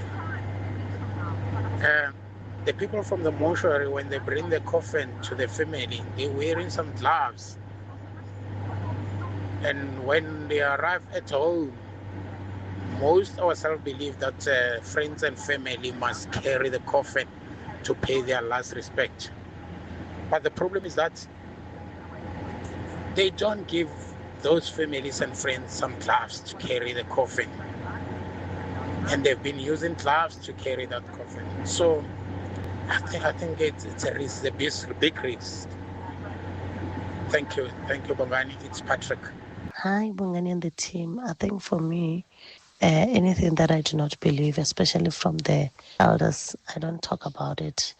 I just do what I believe in silently. And if it's where it's family consent, I let them do their thing. One of the things that I do not do and I don't talk about is washing my hands. I don't wash my hands when we come back from the grave site because that water is dirty. It's so dirty. And I remember when my dad passed on, we just put big dishes, water and sunlight for people to wash their hands. So I don't understand, how do I cleanse myself with that water? Look, we were talking a little earlier on about how do you keep on with cultural practices or even beliefs in the face of perhaps more information, better information, even science. The focus wasn't so much about the washing of the hands at a funeral, although that's perhaps an example of what we were talking about. Each to their own. Each to their own. I think the original practice was probably around hygiene. And to be clear, no one touches the body and then puts their hands in that bowl to wash their hands. That's not quite how it goes. But I would say that thinking about it was probably around germ control. But perhaps there are better ways to do it now. And, we've moved on with the times, as the case may be. That's my belief, but I think each to his own. EWN Sport. Now I'm looking around and I'm saying, okay, Cindy, have you now given this bulletin to me? All right, here we go. Orlando Pirates have a big one tomorrow. Sundowns have a big one on Sunday. It's a big weekend for South African football. I've calculated it, and in just under 33 hours from now, you will know if you are the Betway Premiership champions, Orlando Pirates, or not. It's that simple. I honestly believe they're going to win it. Yeah, they have to. Honestly believe it. And it's a huge game at both ends because Albert College need to win it to avoid having to play in that relegation battle. So they need to win and hope that Gallants lose as well. So it's not going to be as easy, I think, as you expect. Probably very rough. It's been very rough this season. A lot of the coaches are complaining about how hard the tackles are, how the players are going in and it's not fair, etc., etc. Kickoff tomorrow is at 3 p.m. at Mbombela Stadium. Do not go there if you don't have tickets because it is sold out. Full, yeah. It's sold out. Mamelodi Sundowns take a 1-goal advantage to Morocco to play as far in the second leg of the CAF Champions League. That'll be Sunday night at 9 p.m. Here's Aubrey Madiba. We also want to make history for this beautiful club. Want to make the fans happy because we know they want it so bad as much as we want it. And we can't celebrate yet because we still have another game in Morocco, which is going to be difficult because we know the fans are going to cheer for them. So they're going to have a different energy, and hopefully our dreams can come true. Bafana coach Hugo Broos named his prelim World Cup squad, which he finalises next week. As expected, it's Sundowns and Pirates heavy. I am sure there will be players not so happy. There will be players very disappointed. But that's the choice I have to make. And I have a good assistant, Helman. So I think next week, Monday, Tuesday, we will still have some meetings together and see that we make the right choices. England boss Thomas Tuchel will name his World Cup squad this morning. Defender Harry Maguire has already confirmed he's not in that squad. Also out is Foden and Palmer. The English Premier League wraps on Sunday with 10 games at 5 p.m. Arsenal's await Crystal Palace. They're already champions after City were held midweek. At the bottom to avoid relegation, Tottenham Hotspur have to beat Everton. Hope West Ham lose to Leeds. Power Week 2 of the Telkom Netball League currently on the go at Ellis Park Arena. There's 2 Division 1 games today at 3 p.m. Gauteng Jaguars against Kingdom Stars and at 7 Allos against Southern Stars. listings. Tickets are 100 Rand each. In golf, Sander Lombard takes a one-shot lead into the second round of the Sedal Open in Belgium. He's on 8 under 1 ahead of Sterney. And the Formula One in Canada this weekend, four-time champion Max Verstappen has been seesawing in his decision to stay or leave F1. He's unhappy over the season's rules and regulations, but the FIA announcing they will once again modify engine regulations for the 2027 season. He says this could convince him to stay. Cindy Paluta, Eyewitness News Sport. That's Tabo before he got naked. When Tabo's car broke down, he did what every manly man does best. Hit things, fiddle, and hope it works. So Tabo got naked. He got comprehensive car insurance in seconds and can now call roadside assistance anytime on the Naked app. Tools down, Tabo. Cover your car and home now at naked.insure and see how easy insurance can be when you get naked. Naked Financial Technology is an authorized FSP. Get naked. Brush, stroke, paint, color, protect, and admire. From roof paint to exterior textures and interior silk, Warrior Paints has it all. The product range and stylish colors are amazing. And what's more, Warrior Paints has crushed prices for incredible savings. Enjoy that good old-fashioned personal service you deserve. For price, quality, variety, and service, Warrior Paints is street ahead. Warrior Paints, affordable, lasting, luxury. Totally advantage nge-FNB Speed Point. Kanjani? You can boost your cash flow with FNB Cash Advance and get pre-approved funds within 24 hours. So whether you're buying stock, paying suppliers, or growing your business, it's easy. Get your cash. Walala, wasala. Get in the payments game with a bank that helps you unlock cash flow with FNB Speed Point. FNB, help changes everything. First National Bank, a division of First Rand Bank Limited, an authorized financial services and credit provider. T's and C's apply. Hey, Bongs. As for Amu calling the netball kit uniform, no wonder why she was not picked. EWN Traffic. Yes, that's what you get for laughing at me earlier. That's right. Your story is really, really funny. It's hilarious. If you missed it, please go back onto our YouTube channel to watch where Bongani was talking about his school sporting experience. It's worth a listen and a laugh. I promise you. Can you just do the traffic? Okay. That's fine. Yeah, we do have delays on the M1 North just as you approach the Grayston Drive off-ramp. There's also queuing traffic along the M2 West heading towards Amalgam. This is just as we come out of the Crown interchange while traveling on the N1 North in the city of Tshwane. Some delays, a slight backup really approaching the Flying Saucer interchange. More updates at the top of the hour. Stay tuned. There's more EWN on air, online, and on the EWN app. Mzansi, Walala Wasala. Play Powerball and Powerball Plus for the staggering 196 million rand in total estimated jackpots this Friday and step closer to a world of many possibilities. Don't delay. Play Powerball for an estimated 100 million rand and Powerball Plus for an estimated 96 million rand today. Buy your tickets now in store on nationallottery.co.za, the mobile app or cell phone banking. Panda, Pusha, Play. Players must be 18 years old and play responsibly. E2 is a proud operator of the National Lottery. Managing your workforce shouldn't be complicated.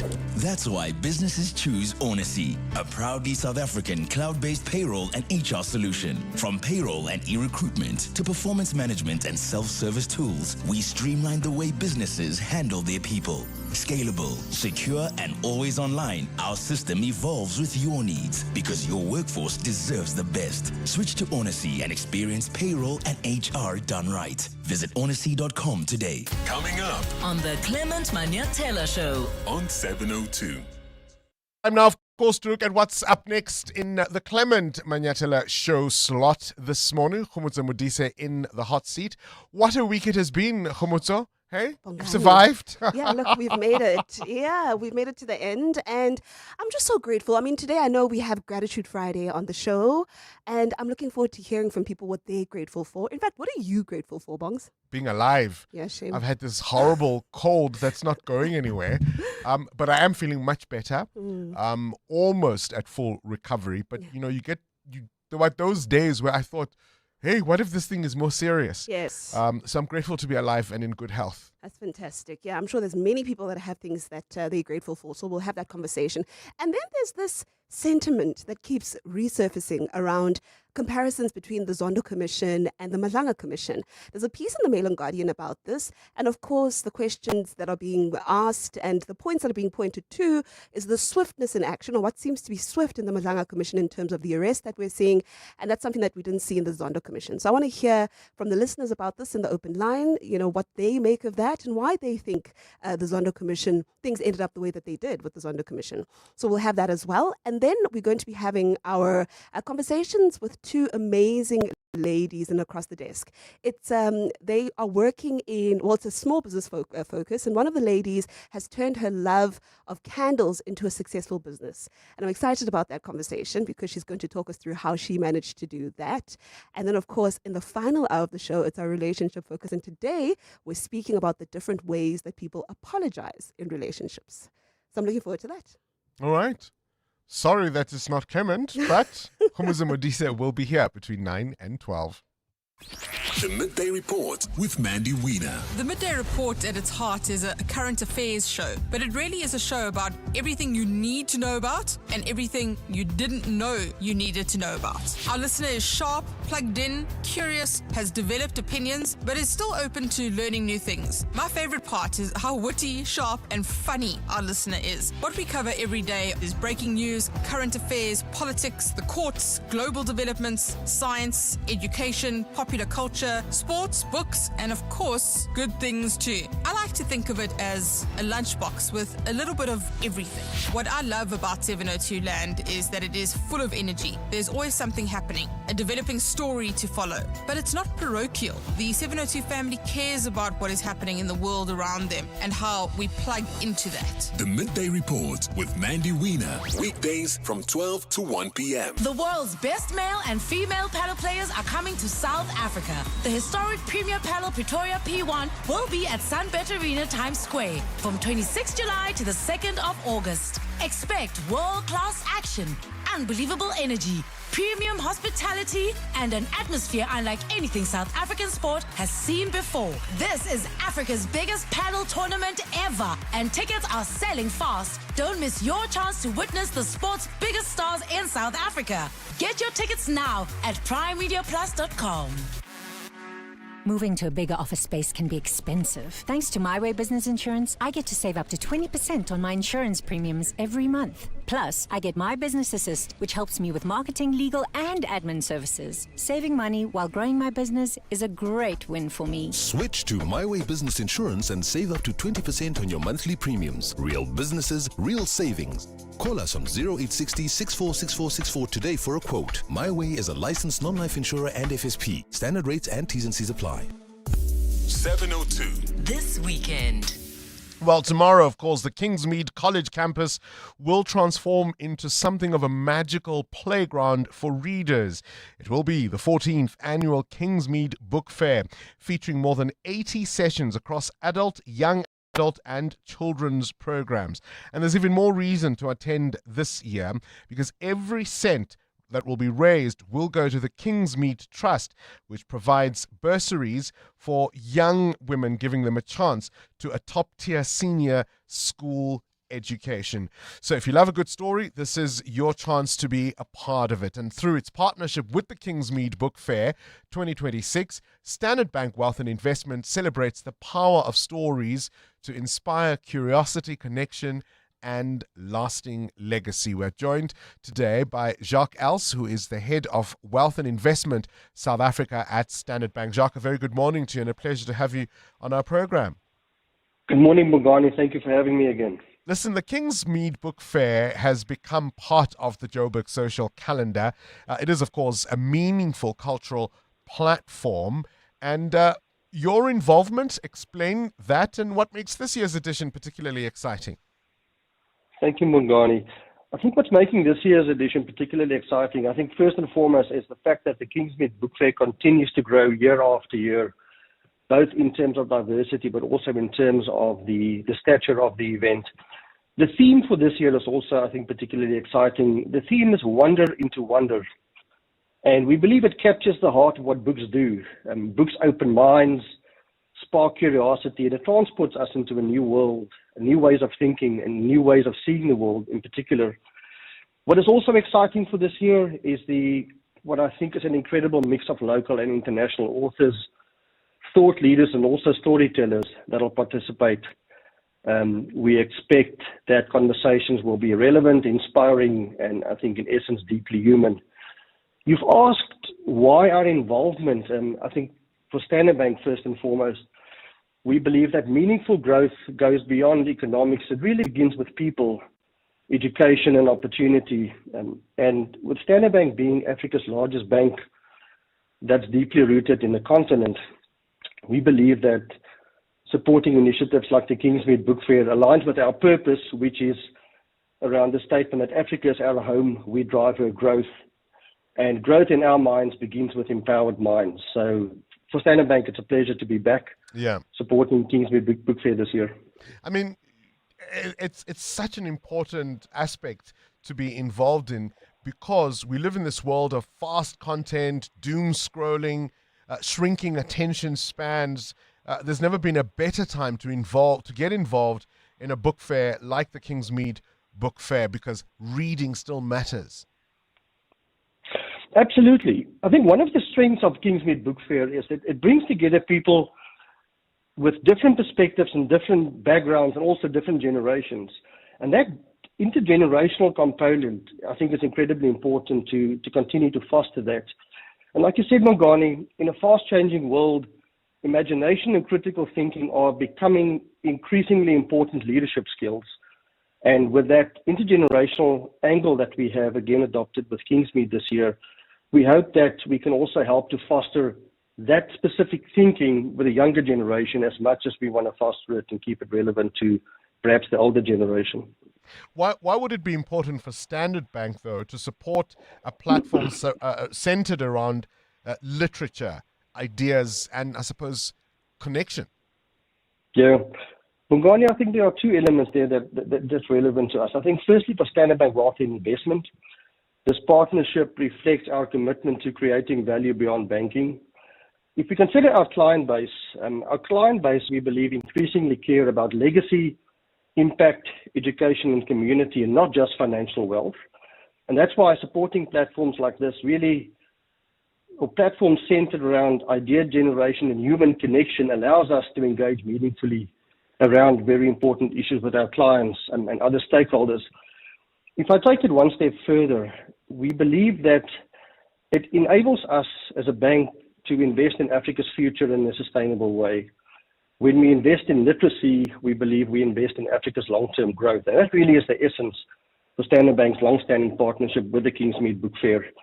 We believe literacy will ultimately grow the continent, it'll grow its people. And of course, there's real impact beyond just the books because every cent raised is going to go towards funding bursaries for young girls for education.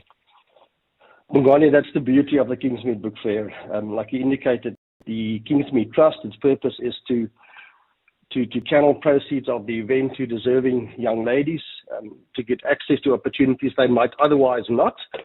What I would also raise is I think a second big benefit from the Kingsmead Book Fair is the Young Writers Competition.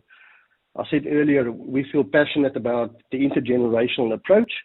And through the Young Writers Competition, I think it's also a very important impetus, bringing the younger generation into the construct and in ensuring younger people that their voice, their opinions, and their stories actually matter as well. Absolutely. For anyone who's undecided about coming tomorrow, I think you've heard more than enough to convince you to come. The intergenerational mix, the fact that the monies raised are going to be helping fund bursaries, and of course, the authors and the discussions that will be on offer at the Kingsmead Book Fair tomorrow. It's happening, of course, at the Kingsmead College campus in Rosebank, and you can get your tickets at Web Tickets. Jacques Els is the head of wealth and investment for South Africa at Standard Bank. 702 podcasts are on 702.co.za. Like a moth to a flame burned by the fire. My love is blind, can't you see my desire? That's the way love goes.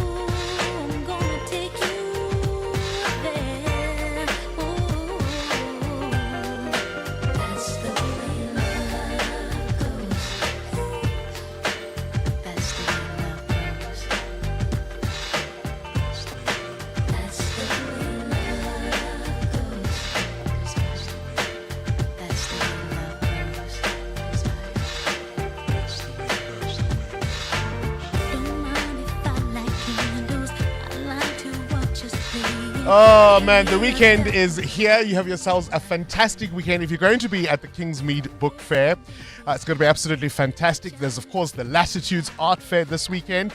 So much on the go in Johannesburg.